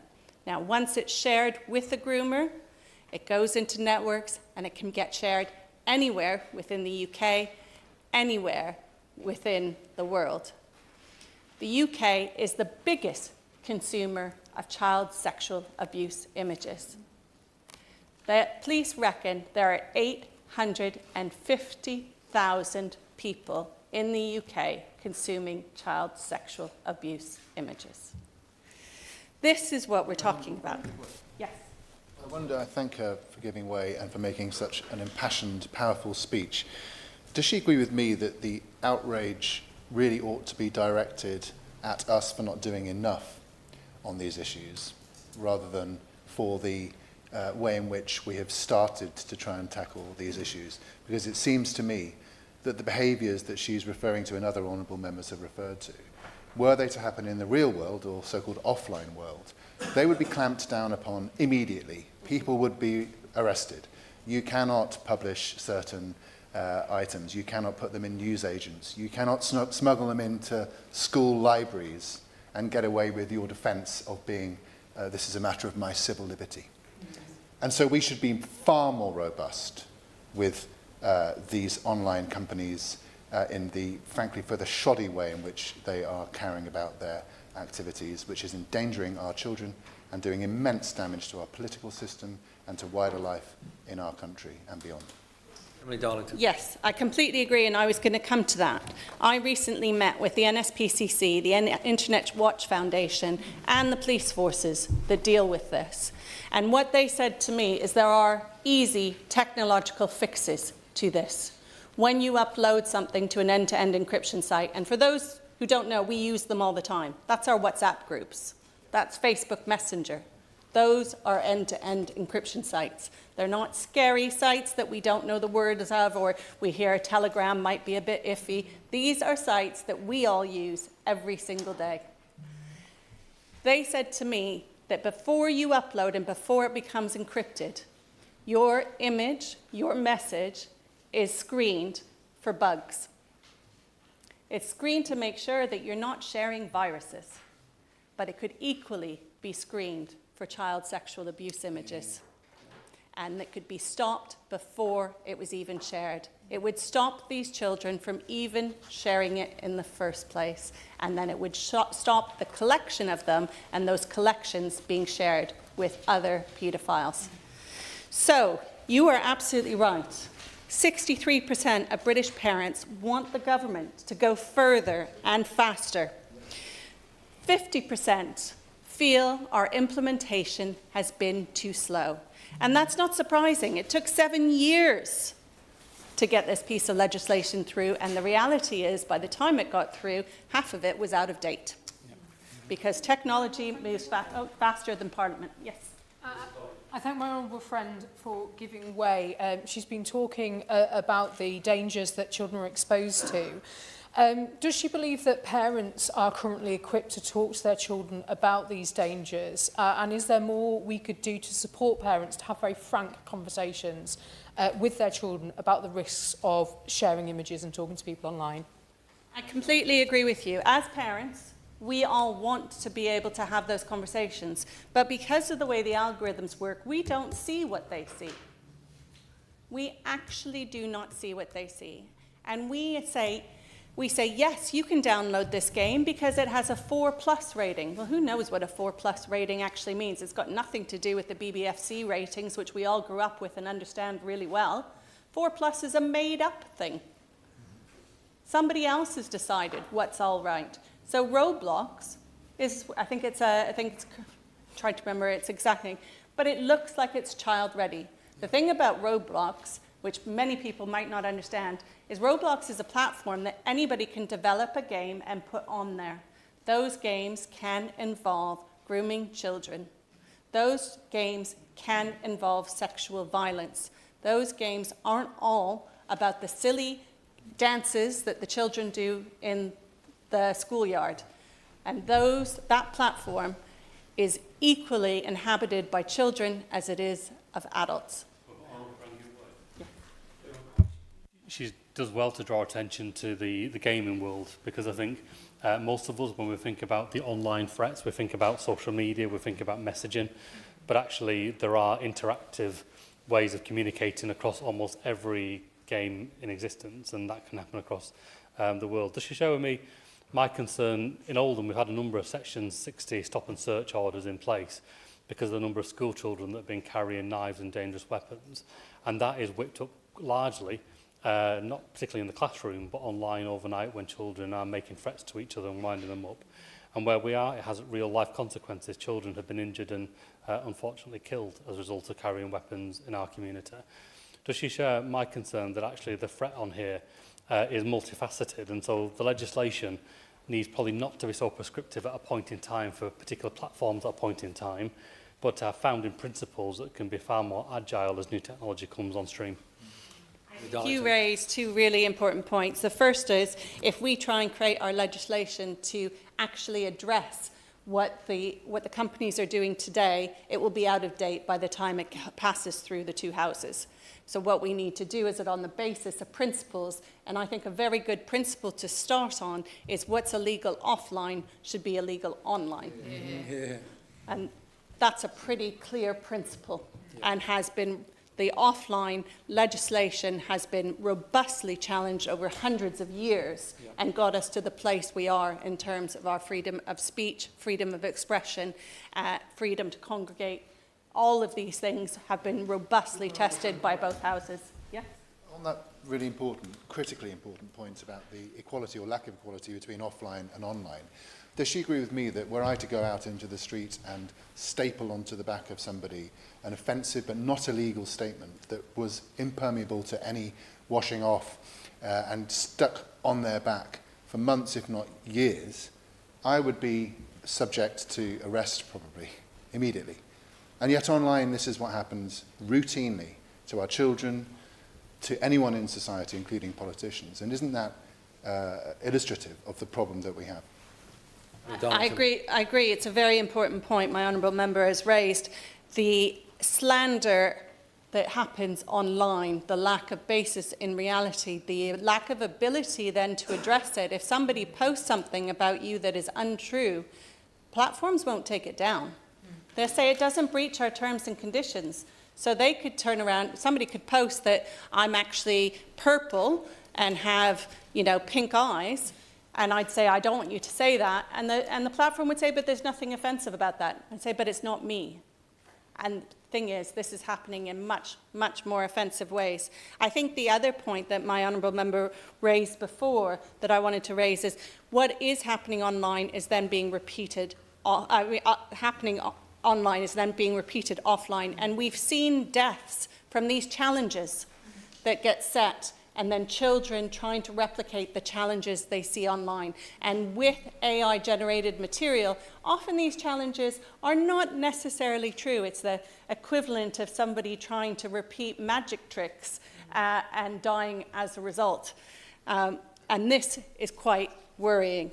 So I don't want to say that the Online Safety Act is perfect, but it does need to go further. I think the petitioner has raised a really important point. The lack of proper definition around what are small but non-harmful sites versus small but harmful sites is very unclear. And I think it's really important that the OSA provide some clarity on that. We do not have enough protections for democracy. The Select Committee did a really important report, the Science Select Committee, which I sit on, did a really important report on the misinformation and how that led to the riots 2 summers ago. That misinformation was used as a rallying cry to create unrest across our country, which we haven't seen in a very, very long time. The response from the social media companies was variable. I would say it was kind of meh to really awful. And the reality is they say, we don't police our content, we're just a platform. That is naive in its extreme, and quite frankly, they're happy to make money off of us. They should also know that they have to protect their customers, just as any other company does, as my honourable member mentioned. The radicalisation that is happening online is actually shifting the Overton window. We are seeing a more divided country. We are understanding more and more. There's a fantastic book called Man Up. If you haven't read it, very academic book, but it shows the rise of misogyny leading to the rise in every other part of extremism and how that links back to the online world. If this was all about Islam, this House would be outraged. But the fact that it starts with misogyny, it goes down with a fizzle, and too often we have people in this House who say that this is all about free speech. We know that misogyny now is the first step on a radicalization ladder that leads you to violence, whether that's against women or further into anti-Semitism, anti-Islam, anybody who's not the same colour, or anybody who's perceived not to be English from Norman times. The algorithms provoke violent and shocking content, but they also shadow ban really important content like women's health. So they're happy to shadow ban terms like endometriosis and tampon and You know, God forbid the tampon commercial has red liquid rather than blue liquid. That gets shadow banned, regularly taken down, regularly taken out of the algorithms, yet they can do nothing about people threatening to rape and harm. That's not true. They can, and they choose not to. In fact, the public also agrees that algorithms must be part of our solution, and British parents want, 78% of British parents want to see action on algorithms. And my honourable friends are right that the Online Safety Act could do that, Ofcom could do that, yet they haven't. They have yet to actually create transparency in the algorithms. It was the #1 recommendation from the Science Select Committee. Finally, I want to talk about a few other areas that we need to go very quickly on. Deepfakes and AI nudifying apps. We've already seen an example of how a deepfake is being used in British democracy. The honourable member from the opposite side of the House has already had a deepfake done of him, saying that he is moving from the Conservatives to Reform. It is a very convincing 3-minute video.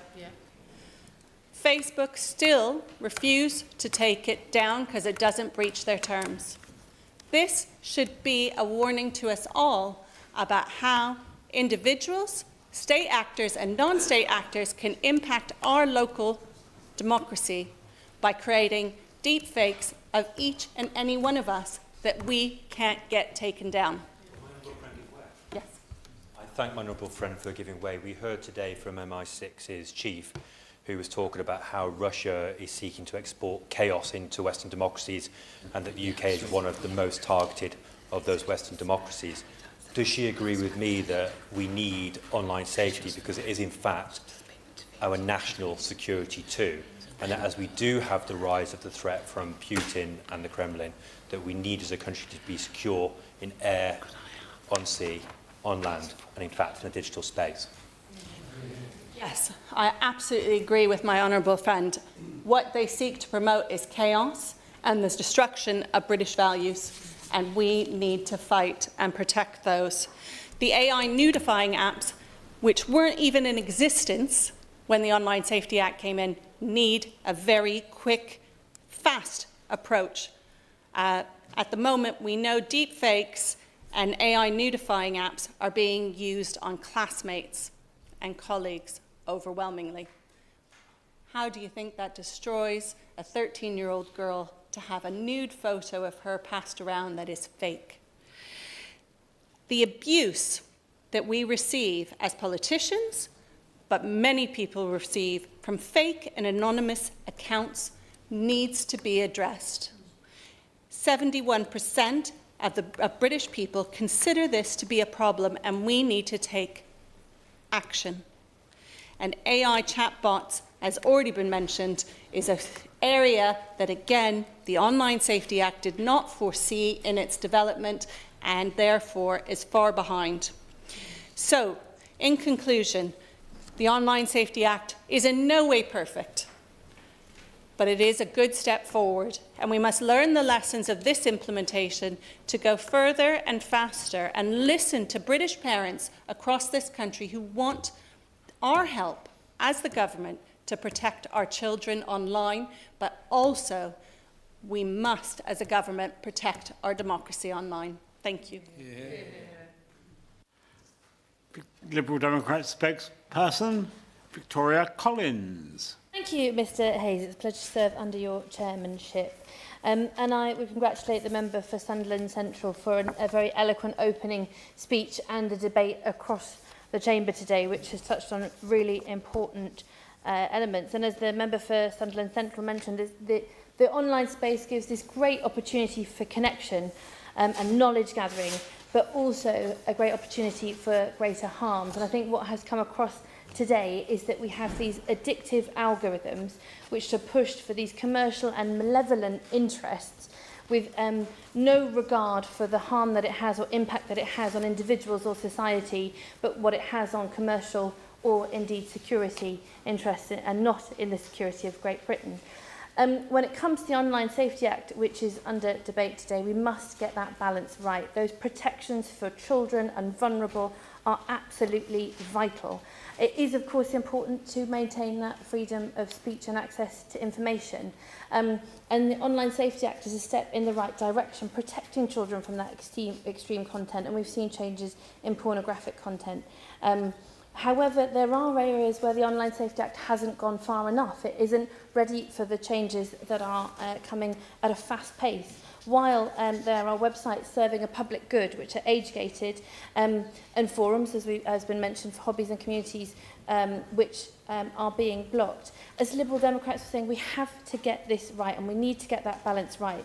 We also have to look at something like a digital Bill of Rights, which is agile standards in the face of these fast-paced changes to embed safety by design at the base. When it comes to protecting children and online and vulnerable people, those harms are real. The speeches from members across the House have been, as always, eye-opening and a reminder of just how important this is.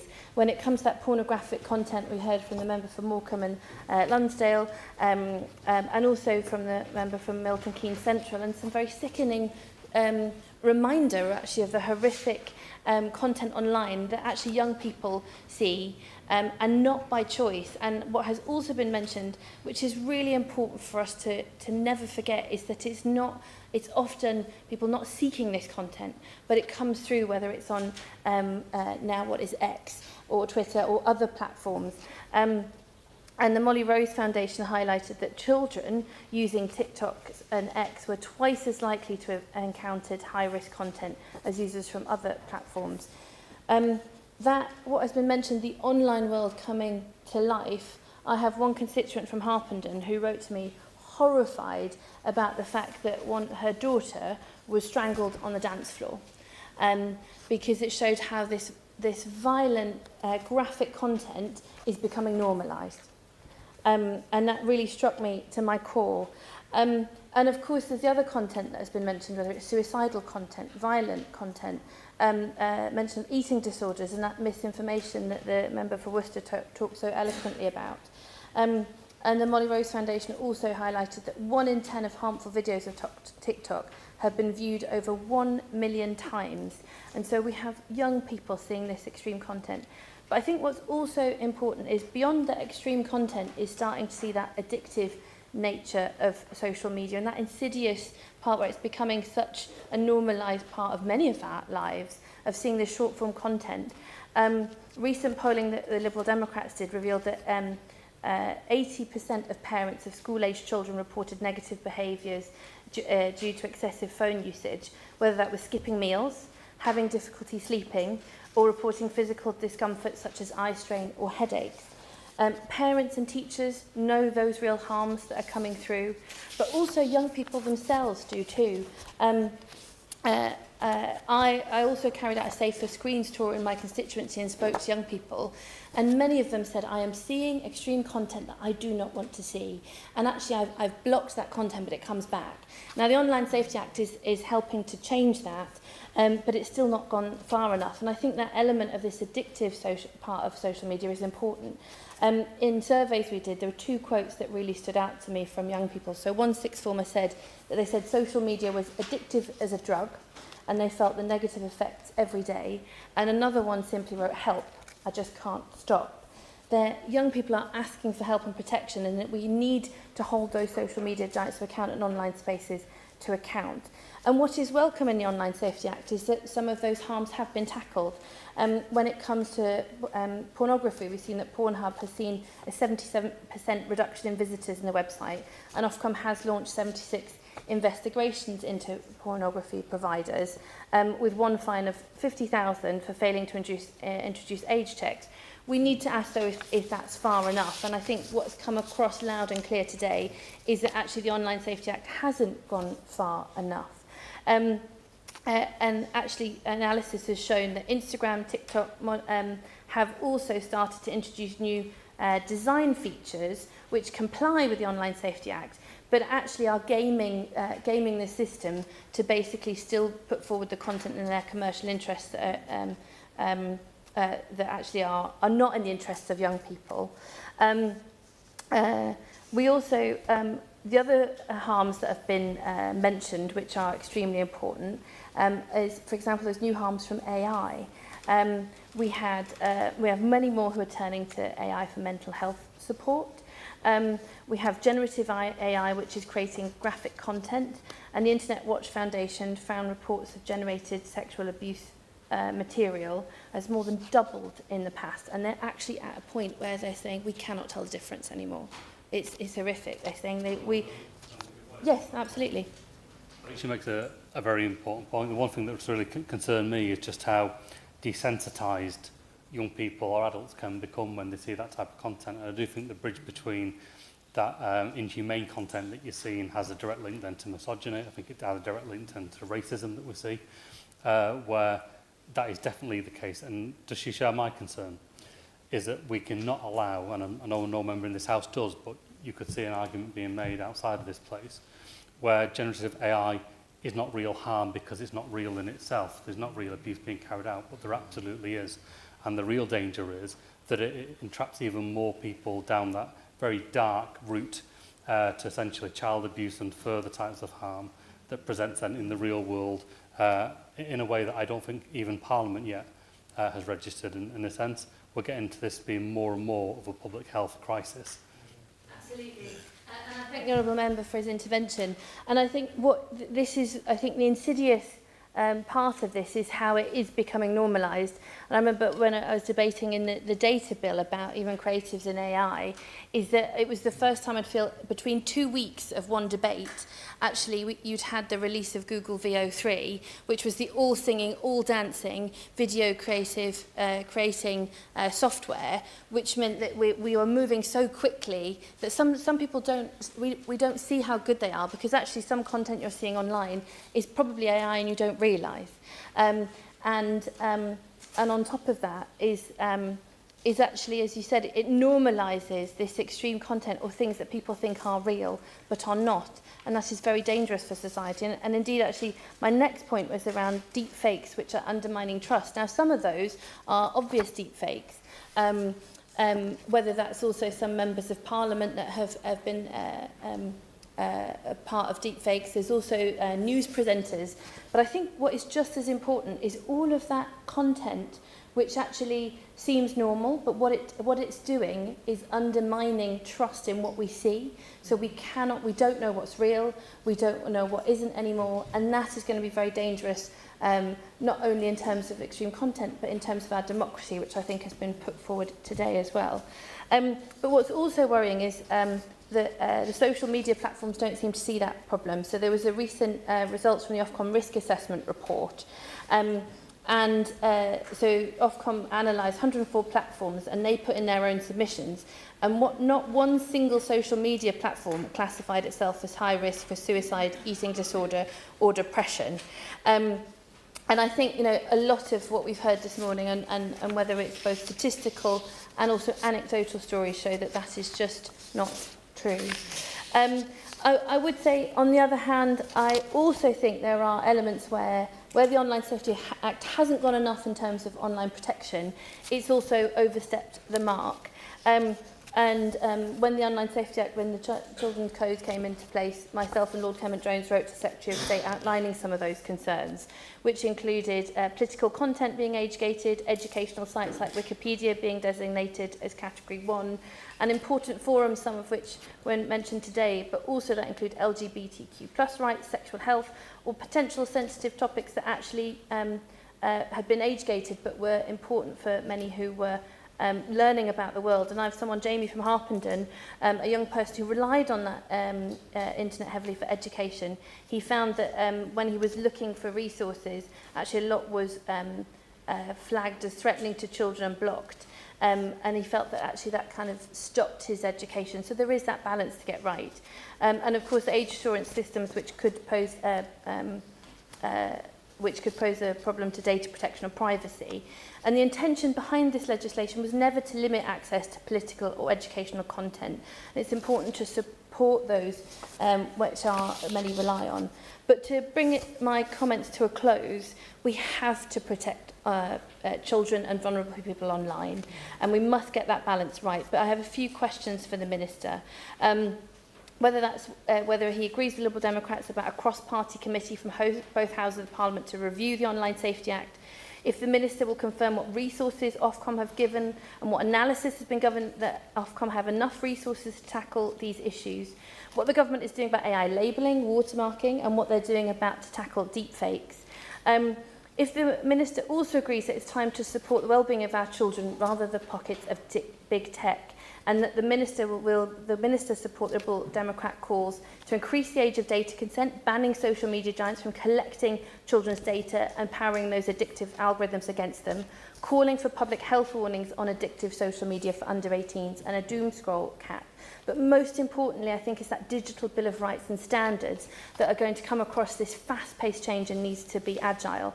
Our young people deserve better. We need to put children and young people and vulnerable people before the profits of big tech, and we won't stop fighting until that change is done. So thank you very much for your time.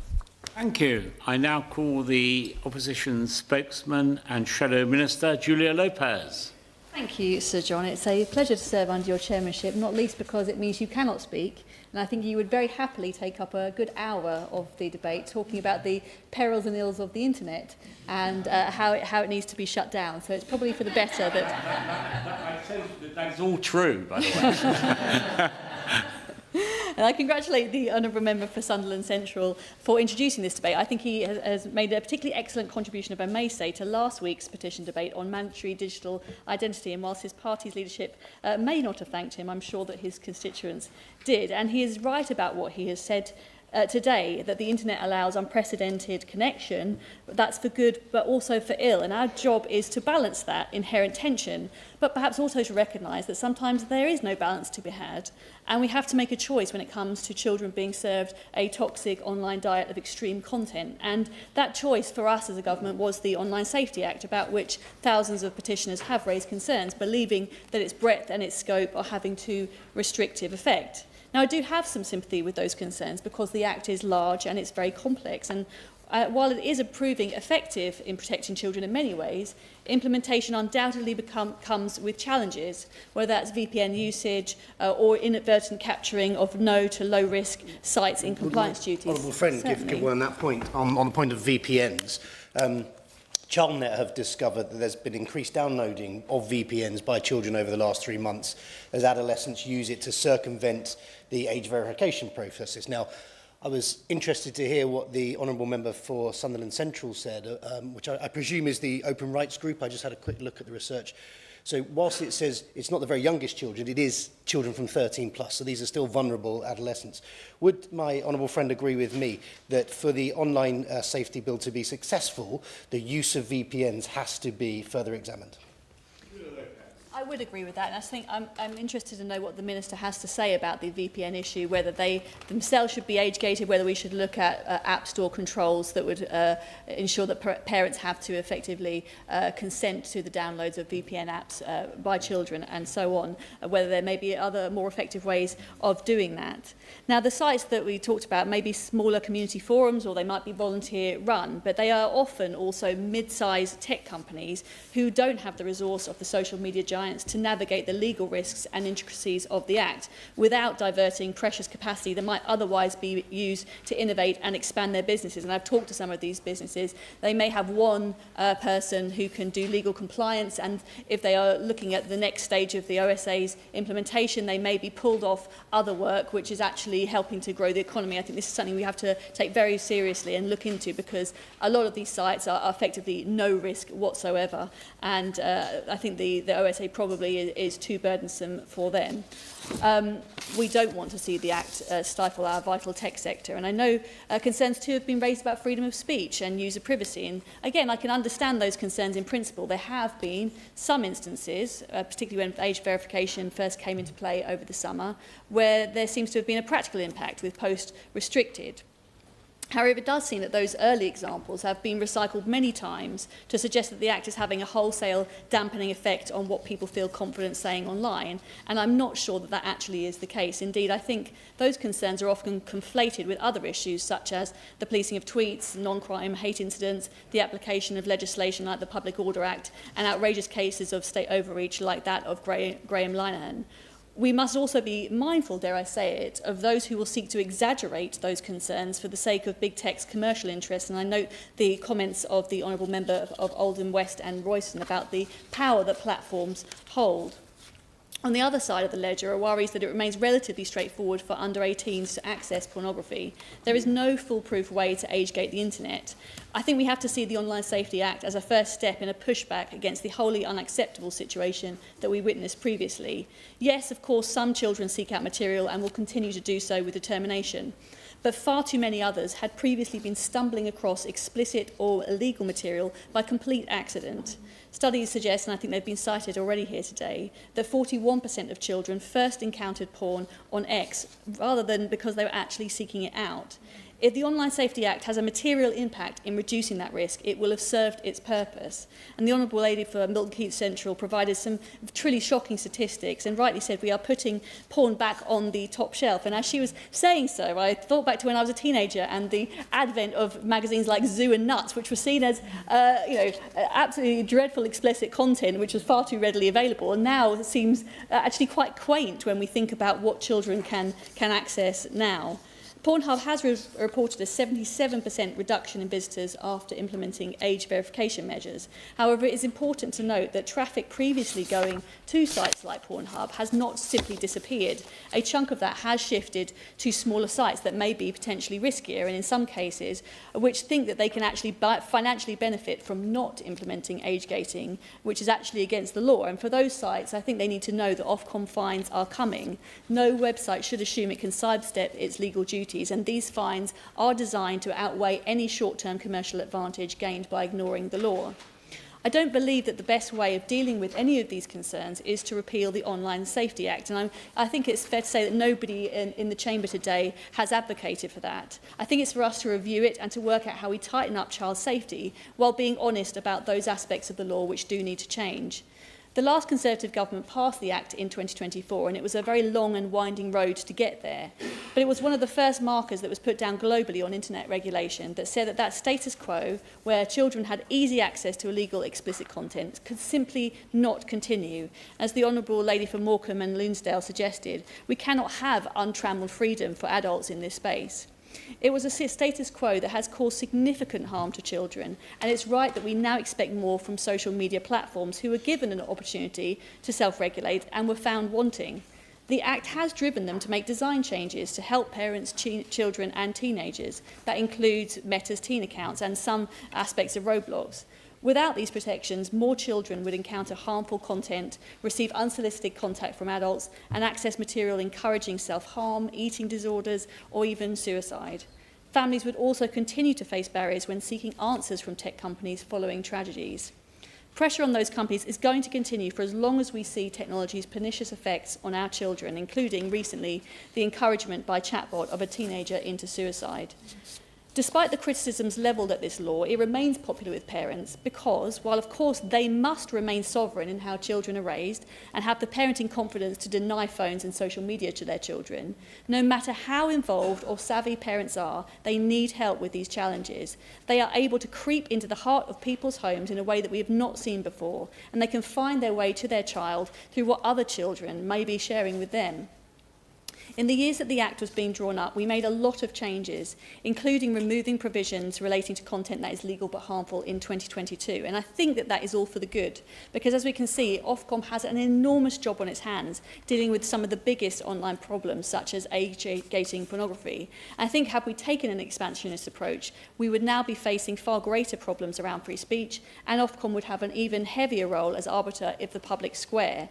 Not to mention the workload. And I think this is something that honourable members need to think about about very carefully. There's been, what happened effectively with the OSA was that it became a Christmas tree on which everybody hung quite niche individual concerns, and it became unimplementable. And I think that is the risk. If the Labour government wishes to go down a sort of more restrictive route in some of these areas, it has to be mindful about you need something that can actually be implemented in law, and you need to resource the regulator to be able to do that implementation. It's also true to say that the status quo was actually having negative impacts for journalistic content. So there's lots of discussion about freedom of speech, but long before the Act was brought in, I recall as Media Minister having discussions with traditional news content providers who were extremely frustrated by West Coast content moderators who were arbitrarily taking their content down with no opportunity to appeal. And what we did with this legislation was introduce must-carry provisions that would give a greater chance for proper news content providers to have that content visible. Again, that's a very important thing for journalistic credibility, for making sure that we have truth in online spaces. The Online Safety Act, as I've said, represents the start of a journey as countries grapple to find the right framework through which adults can retain their freedom on the internet while children are treated as children. And I think this debate is particularly timely because we see the new social media ban in Australia introduced last week, and it's something my party is going to be watching very, very closely.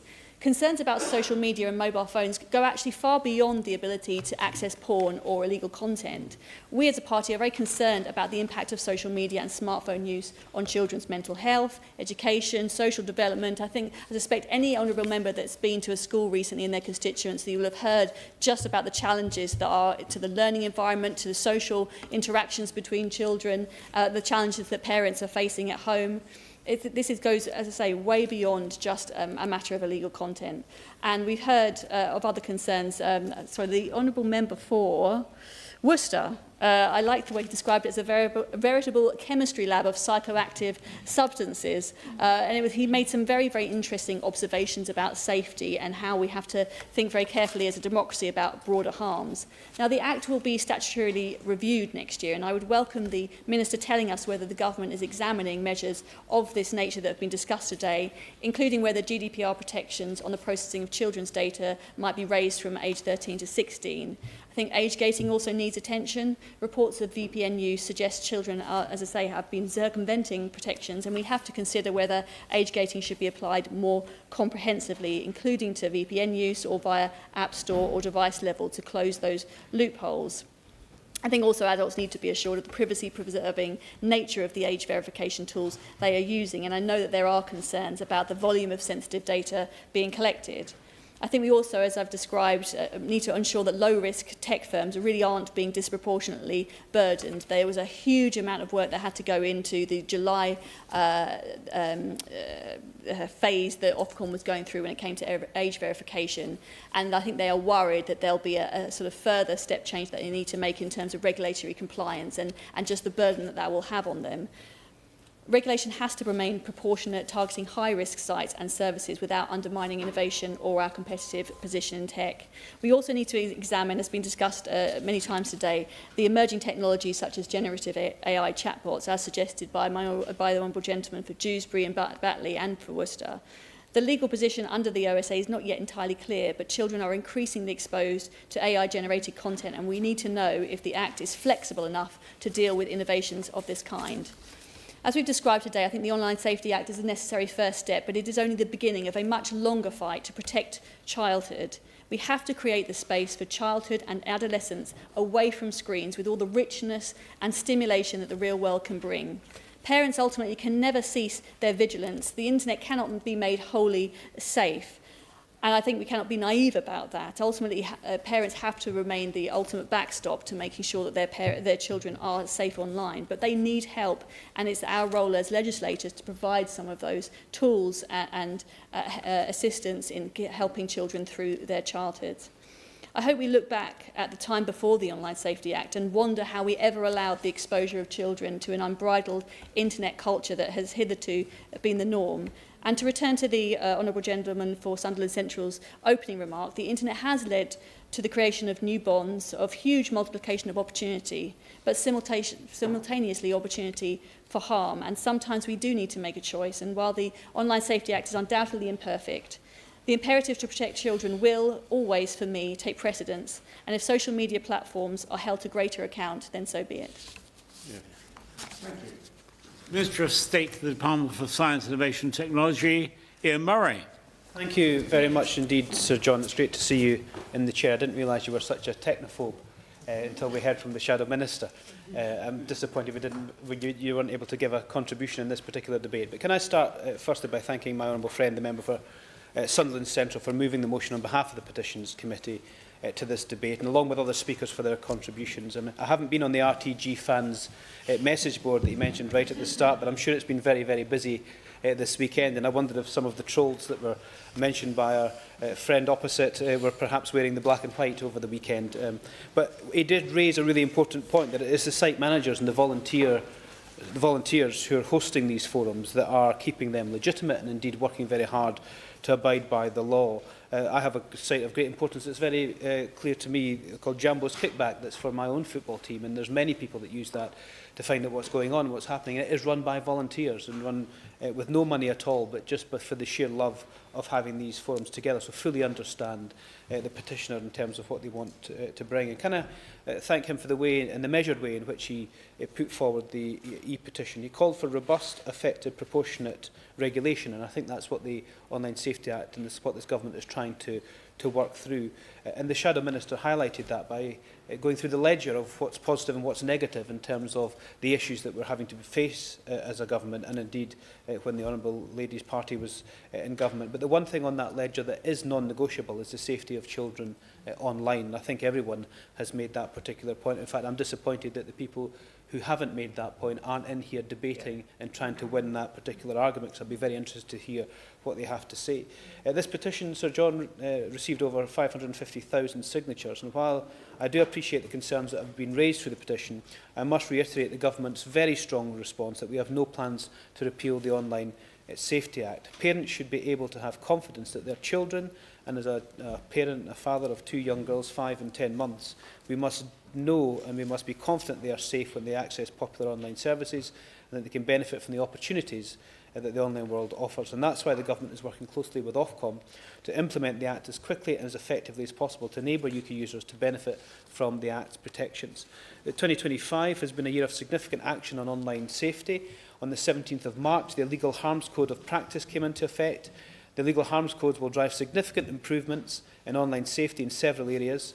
Services are now required to put in place measures to reduce the risk of their services facilitating illegal content and activity, including terrorism, child sexual abuse and exploitation, and other kinds of legal activity. And I did ask the officials for a list of the priority offences that are in the Act, and there's 17 of them that now been increased to 20 with the new Secretary of State at the Department adding some others. But I think it's just worth reading through those, because it just shows you both the problem but also the scale of it. And I've been really struck by the contributions of members who have talked about the real world and the online world, and if any of these were happening in the real world, you'd be immediately carted off to jail rather than being allowed to continue to operate online. The priority offences are assisted suicide, threats to kill, public order offences like harassment, stalking and fear of provocation of violence, drugs and psychoactive substances, firearms and other weapons, assisted illegal immigration, human trafficking, sexual exploitation, sexual images, intimate images of children, proceeds of crime, fraud, financial services fraud, foreign interference, animal welfare, terrorism, controlling or coercive behaviour, and the new ones that have been added by the Secretary of State, self-harm, cyber flashing and strangulation porn. Do we honestly have to write that into a schedule of an Online Safety Act to say that these things are unacceptable and should not be happening on our computers? Following the 17th of March and the 25th of July, the child safety regime came into force. Services now use highly effective age assurance to prevent children in the UK from encountering pornography and the content which encourages, promotes and provides instructions for self-harm, suicide or eating disorders. These platforms are also now legally required to put in place measures to protect children from other types of harmful content, and this includes abusive or hateful content, bullying content and violent content. We've all spoken to head teachers and parents when we visited schools about the real problem that schools are having at this moment in time with trying to deal with some of these bullying effects of social media. According to Ofcom's 4th of December report that some have referenced already, many services are now deploying age checks, including the top 10 most popular pornographic sites. the UK's most popular dating apps and a wide range of other services including X, Telegram, Reddit, TikTok, Blue Sky, Discord, Xbox and Steam.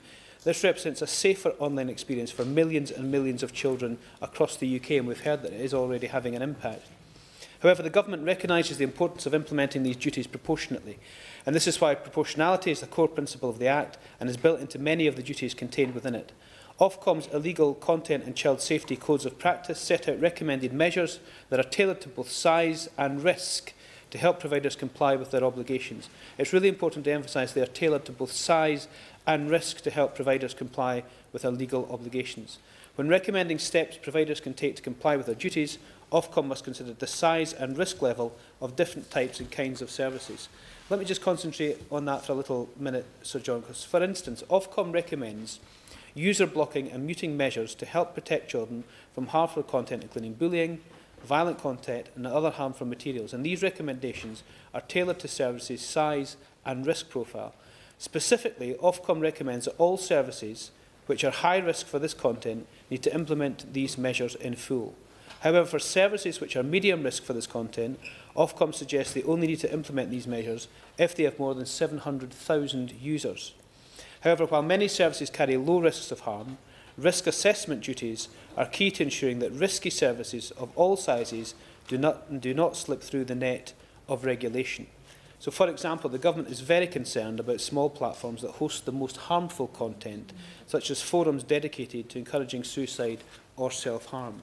Exempting all small services from duties requiring them to tackle this type of content would mean these forums would not be subject to the Act's enforcement powers, and that's the reasoning why we reject the petitioners' views on this. Even forums that might seem harmless carrying potential risks, such as where adults are able to engage directly with child users. The Government recognises the importance of ensuring that low-risk services do not have unnecessarily regulatory burdens placed upon them. I hope that reassures the Shadow Minister. And that is why in the Statement of Strategic Priorities issued on the 2nd of July, the Government set out its expectations that Ofcom should continue focusing its efforts on safety improvements among services that pose the highest risk of harm to users, including small but risky services. The Government also explicitly made clear that Ofcom should ensure that expectations on low-risk services are proportionate. So alongside proportionate implementation of the Act, the Government also understands the need to effectively communicate the new regulations and work with companies within its scope to ensure compliance is as easy as possible. To deliver this, Ofcom is providing support to online service providers of all sizes to make it easier for them to understand and comply with their responsibilities under the UK's new online safety laws. For example, Ofcom has already launched a regulation checker to help firms check whether they are covered by the new rules, as well as a number of quick guides for those that require those rules. Now, Sir John, let me just go through some of the issues that have been raised by my honourable friends and honourable members. The member for Oxford East started and raised the issue around pornography and other harmful content. Users-to-user services which allow pornographic and content that promotes, provides instructions for or encourages suicide, self-harm or eating disorders must use highly effective age assurance to prevent all children under 18 from accessing this type of content. Search services must take proportionate steps to minimise the risk of children encountering this type of content on their services, and services also need to put in place age-appropriate measures to protect children from harmful content, as bullying and violent content as well.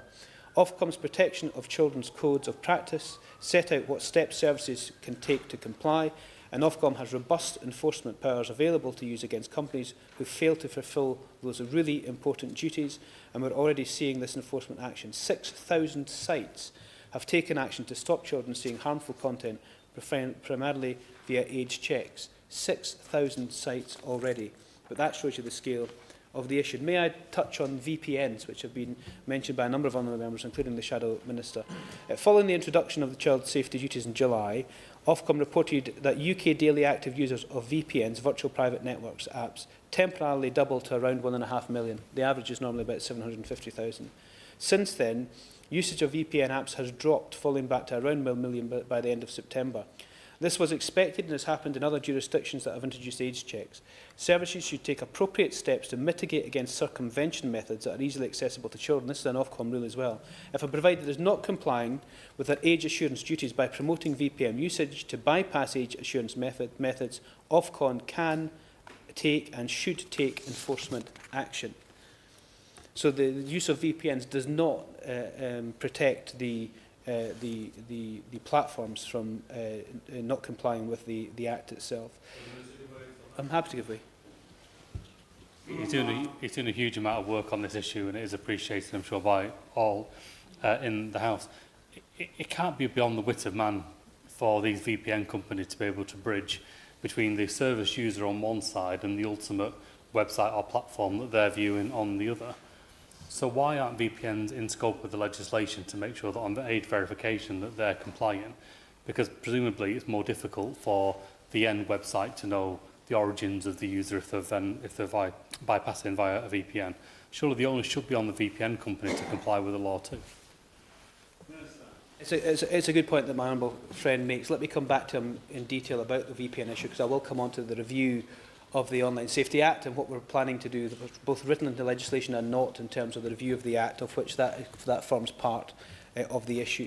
Let me just go to the issue that was raised by my honourable friend from Darlington, who's no longer in our place, but a really important issue about chatbots. It's been raised by a number of other people as well. Generative AI services, including chatbots, that allow users to share content with one another, or that search live websites to provide search engines, are regulated under the Online Safety Act. They are already regulated. These services must protect users from illegal content and children from harmful and age-inappropriate content. Have to give way? Thank you. I think Minister for giving way.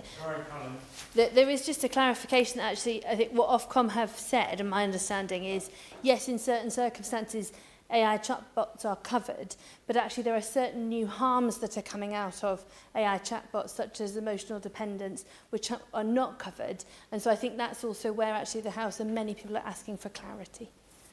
Minister. Yeah, I don't disagree with the honourable lady, and in fact there's a whole host of issues around porn bots that have now sprung up as well, and a whole host of other issues around AI-generated bots too. So we do know that we're committed to the Online Safety Act and its review as it's being implemented, of course, and as technology moves on quickly, we do have to keep up pace with what the harms are and how we're able to deal with that. So I do thank her for raising those particular issues.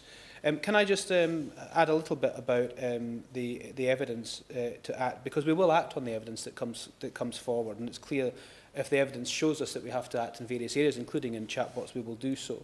The Secretary of State announced plans to support a Child Safety Summit in 2026, which will bring together the tech companies, civil society and young people to shape how AI can benefit children, but also we can look at the online harms and the benefits and the movements on that. I'm happy to give way, yeah?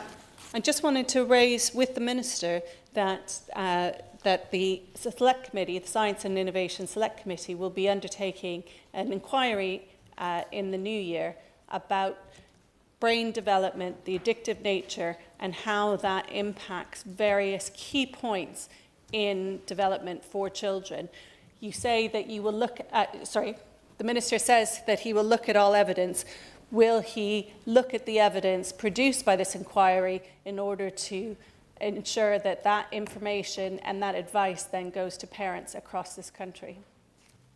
Yeah, I'm very grateful, and thank you for all the work that you do on the committee, the relevant committee, and we'll, of course, the government has to respond in detail to these reports, and indeed we look forward to the recommendations it brings forward. There is no, and often we see this in the online world, there's no conspiracy theory here that the government are trying to defend a position against what evidence might come forward. And indeed, we've just signed an MOU with Australia to look at their experiences of protecting children online and whether or not there are things that we can do in this country, but actually it's got to be evidence-based, and if the evidence base is there, we'll certainly make sure to act, because it is non-negotiable that we protect young people and children online. Can I just address...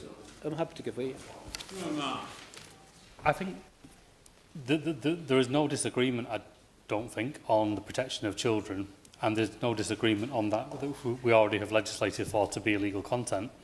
I think where there is more debate needed is on harmful but not illegal content, and just where that line is and what we enforce. And secondly, the protection for those who aren't children, particularly vulnerable users and those that are being exploited and frankly drawn into some quite extreme behaviours. And I just wonder, we might as well be kind of honest about where some of these tensions are. how confident is the UK government going to be in entering into negotiations on this when we are in the position on trade with the US, and the US has made it very clear that they see any further regulation on social media platforms to be an infringement on trade and freedom of speech? When it comes to making that call, where will the UK government be? Well, it's a really important point that he makes, because freedom of expression is actually guaranteed in the Act itself. And whilst we are regulating to make sure that children and young people are protected online, he's right to suggest that that doesn't mean that we're censoring stuff for adult content. And the internet is a place whereby people can access content if they are age verified to do so, but it cannot be illegal content. And the list of issues that I read out at the start, which is in Schedule 7 of the Act, is pretty clear about what you're not allowed to do online. So any illegal content online still remains illegal. And indeed, we should need to work very clearly with the online platforms to make sure that that is not being purveyed through their platforms. And we've seen very much strong examples of that in recent months.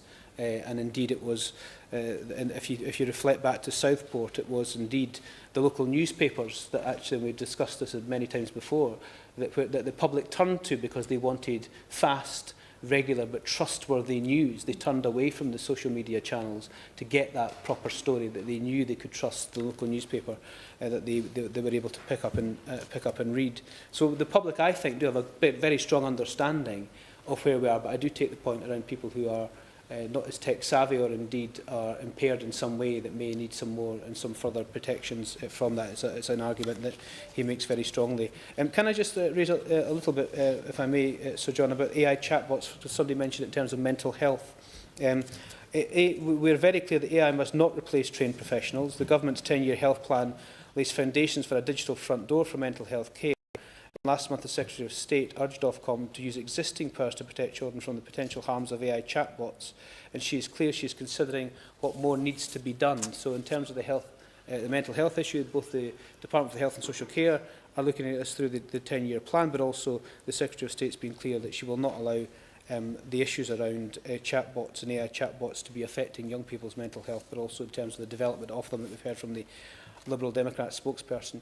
Let me just touch on freedom of expression, because I think it's really important to balance that out. It's on the other side of the Shadow Minister's ledger, and right to be there, because safeguards to protect freedom of expression and privacy are built in throughout the Online Safety Act. Services must consider how to protect users' rights when applying safety measures, including users' rights to express themselves freely. Providers do not need to take action on content which is beneficial to children, only against content which poses a risk of harm to children on their services. And the Act does not prevent adults from seeking out legal content and does not restrict people posting legal content that others of opposing views may find offensive. There is no removing of freedom of speech. It's a cornerstone of this government, and the Act platforms have duties to protect freedom of speech. It's written into legislation. Let me just reiterate again, the Online Safety Act does not take any or nothing to limit freedom of speech. In fact, it protects it. And I think the member for Worcester was very clear when he said, and I thought his wonderful contribution, that making the internet a safe space promotes freedom of speech. And it does do that, because it allows us all to have the confidence that we can use online social media platforms and know that trust what we are reading and what we are seeing, and we know that our children can use it trusting that they are getting exposed to the things that are age appropriate. There is let's just go again to age assurance, because it was mentioned by the member for Dewsbury and Batley. Ofcom is required to produce a report on the use of age assurance technologies, including the effectiveness of age assurance, due July 2026, so in 6 or 7 months' time. This would allow sufficient time for these measures to embed in before they were considering further action. However, the government continues to monitor the impact of circumvention techniques such as VPMs and the effectiveness of the Act in protecting children, and we will not hesitate to go further if necessary. But we're due that report in July 2026, which will be 12 months from the implementation of the regulations itself. The Lib Dem spokesperson continued to ask about the reviewing of the Act. My previous comments cover some of that, but it's also critical that we understand how effective the online safety regime is, and monitoring and evaluating that is key. So my department, Ofcom and the Home Office have developed a framework to monitor the implementation of that and evaluate the core outcomes from it. I'm happy to give way. Thank you for giving way. He describes the review of the Act and how we have a rapidly growing list of potential harms. It strikes me that we're up against a very agile and rapidly developing world. I recently visited the BBC Blue Room and saw the leading edge of consumer available technology, and it was quite disturbing to see the capabilities that are coming online soon. In the review of the Act, is there scope to move from a register of harms into perhaps domains of safety, for example, trauma, addiction, attachment, where the obligation would be on service providers or manufacturers to ensure their products were safe across these domains? And once again, there is security for smaller businesses available from the world of technical standards, where if you're offering a simple service and you meet an industry-developed standard, you have presumption of compliance. The BSI have demonstrated very rapid development of these through the PAS system, and that's available to help us navigate this rapidly. So could that be in scope? Very kind. Minister. Very kind. And let me just address that, because I think the two examples that the honourable friend gave during his contribution in terms of the brakes issue, which are only available to high-end cars and expensive, are now on all cars, and indeed the building regulations in terms of building a balcony without a barrier. Now, these seem fairly obvious and almost fairly flippant, but actually, when you put it in the context of the online world, it seems strange that we can regulate very heavily to make sure people are safe, and nobody would ever deny that we shouldn't be putting barriers, or it's a complete disregard for people's freedom to have a barrier on the front of an 18th floor balcony. But we do that to keep people safe, and particularly to keep children safe, as you say. If you're keeping adults safe, you're ultimately keeping children safe in that sense as well. So yes, you know, we have to continue to monitor and evaluate. And I was just about to come on to post-implementation review of the Act, which I'm sure the honourable gentleman will be very keen to also input into. But the Secretary of State must complete a review of the online safety regime 2 to 5 years after Part 3 of the Act, which is about the duties of care, when it fully comes into force. So the review will be completed no sooner than 2029. Now, these are long timescales, of course, and technology is moving, so I do understand what the honourable gentleman is saying, and I do recall from the Parliament in 2010 to 2015, we regulated for the telephone. So we do move slowly, and we understand that we have to be nimble to be able to do that. Can I just very quickly on to the Lib Dem spokesperson asked about, has the Act gone far enough? Ofcom, the regulator, is taking an iterative approach and will strengthen codes of practice as online harms technology and the evidence evolve. We're already making improvements, for example, strengthening the law to tackle self-harm, cyber flashing and strangulation. You asked whether or not the Ofcom has had an increase in resources. Yes, it has. Ofcom spending has increased nearly 30% in the last year in recognition of its increased responsibilities. You also asked about the digital age of consent, and I've mentioned it already. We've signed a memorandum of understanding with Australia, and we'll engage with them to understand their approach in terms of what they're taking, and any action will be, of course, on a robust evidence base. Of course, I'm happy to do it. Thank you. I'd just like to clarify as well, it's a call for age of data consent we put forward as an amendment earlier this year, which is actually a very first step is to stop social media companies from harvesting that data and using it to power those addictive algorithms against young people. And so it's about data consent to 16. And then there is, of course, that wider discussion that's happening of what's happening of social media in general. But it's that data consent which is our first call to action. Yes, I take the point, and indeed, you know, the amendment was there for the Liberal Democrats put forward. You also asked for that cross-party committee to act. I've already talked about the implementation of the regulations review that will happen in July and the other stages through that, but also the post-implementation review. Of course, a new committee to be set up as a matter for the House. I have no objections to the House setting up committees to look at these big and important issues that we all care about, if that is what the House decides to do. Can I just also turn to my honourable friend, the member for Worcester, on the issue of Parliament and engagement. He did ask whether or not the Department would engage with his group of academics looking at technical safety standards for the social media, including what role they can play in this provision. I welcome the invite, and I'm sure my honourable friend, the member The Minister responsible for this area would be delighted to participate in those. So Mr Narayan will be in touch, I'm sure, to take him up on that particular offer. We've heard about algorithms. I think it's just worth concentrating on that. My honourable friend, the member for the Isle of Wight West, talked about the algorithms that serve harmful content. The government has been clear that algorithms can impact on the risk of harm for children, which is why the legislation comprehensively covers this. The legislation requires providers to consider, via risk assessment, how algorithms could impact children's exposure to illegal or harmful content, and providers must then take steps to mitigate these risks. Ofcom have powers if they do not do so. Happy to, yeah. I do feel that there needs to be a tie-in here with the Cabinet Office and the review of electoral law. If a kind donor in my constituency was to own a big billboard and give me absolute free use of that during the election period, but offer to any other party that they could put a post-it note on the back of it that nobody would see, I would be expected to declare that as a gift in kind, a donation in kind.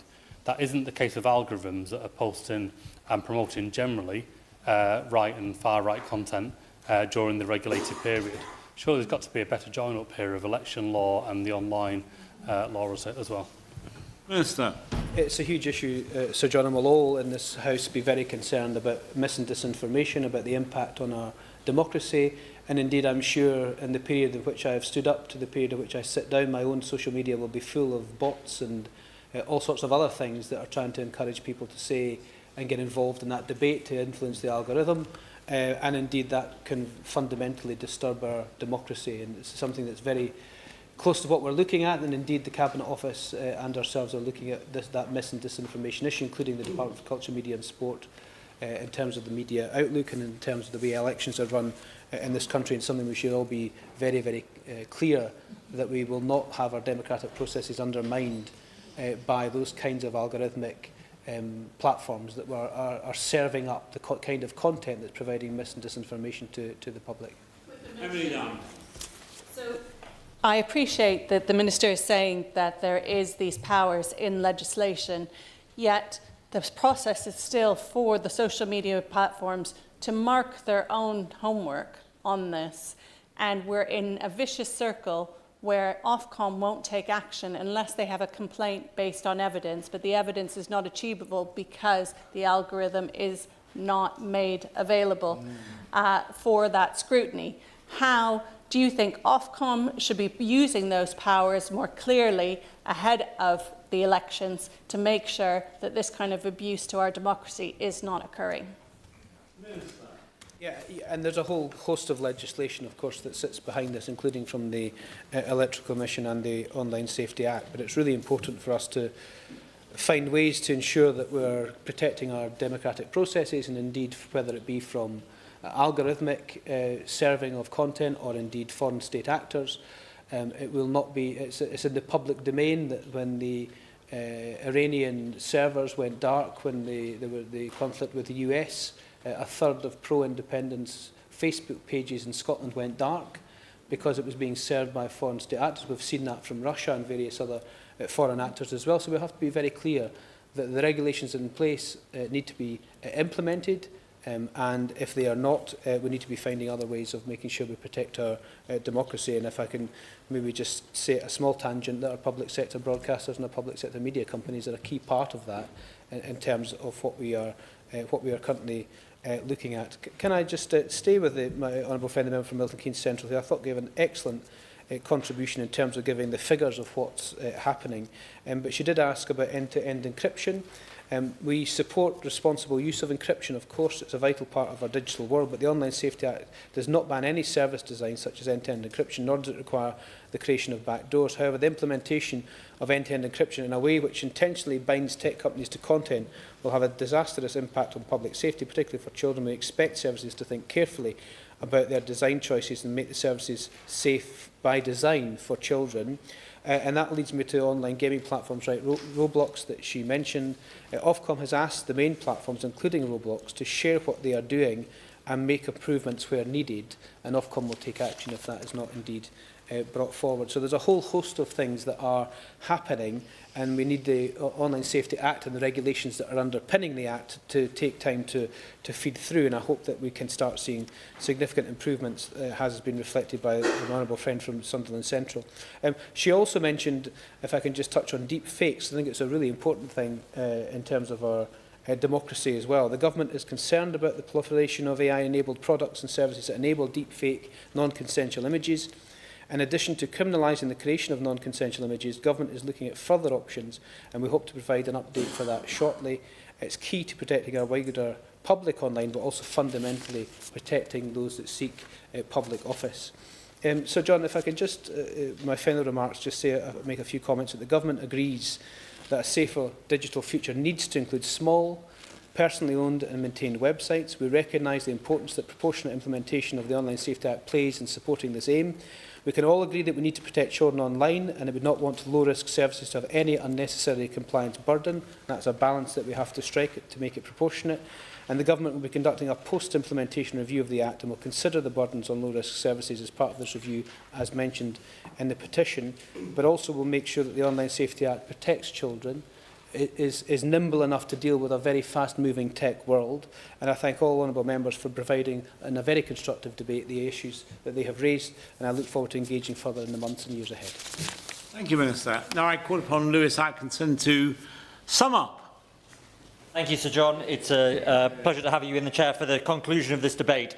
Can I thank all members for their contributions? I think this was a really constructive and thorough debate that we've had today, where I have to say I've certainly learned a lot during the course of it. I only wish I'd heard some of your statements before I wrote my opening speech. Can I particularly thank the Minister for being so generous with his time and his thorough response and taking interventions, which I think has generated significant insight today, and also the contributions of the Liberal Democrat spokesperson, thoughtfully done, and the Shadow Minister, who I thought clearly brought her expertise on this subject. I particularly thought that the points around the wider impact on mental health and well-being of the new online world are something that particularly relevant, actually, as the government thinks more widely about its approach, for example, to mental health in its strategy, which I hope will be forthcoming. As the Minister said, my only regret is that the few members of the House who have publicly called for the outright repeal of the Online Safety Act were not present here this afternoon to give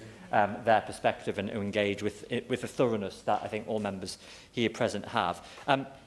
My final couple of reflections, Sir John, are that I think everyone that I've heard in this space, in this debate, has been motivated by a desire to preserve rights and our British values, whether it be rights to freedom of speech, expression, and indeed the freedom of association, including those online, such as those through the small online spaces and forums.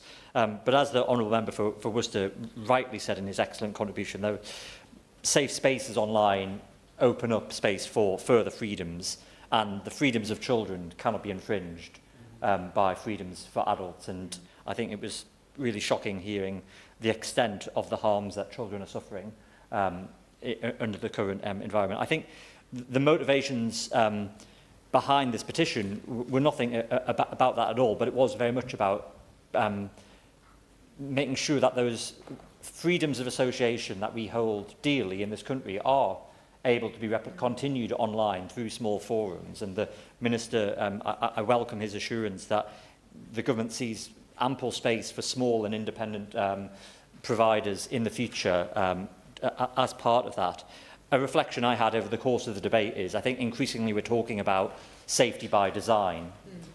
And actually, I think a lot of these online forums came about in a world where there was no safety by design. And actually part of the implementation issue is that the tech that has been used for online forums is probably 10 or 15 years old in terms of message boards.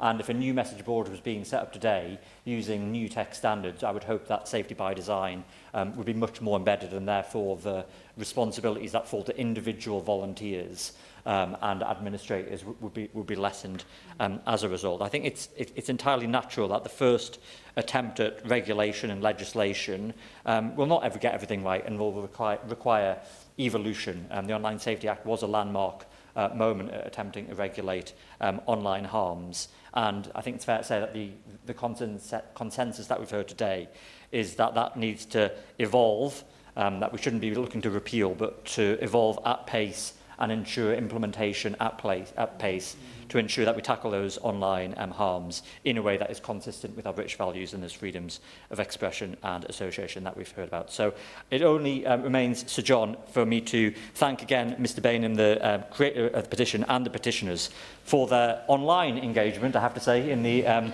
petition process, without which this really informative debate would not have occurred today. Thank you. I beg to move. Thank you. So the question is that this House has considered E-petition 722903 relating to the Online Safety Act. As many of their opinions say aye. Aye. The contrary, no. I think the ayes have it. The ayes have it.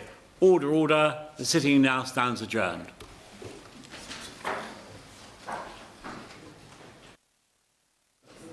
Well done, Minister. Excellent. Very good. Very good. Oh, ban everything.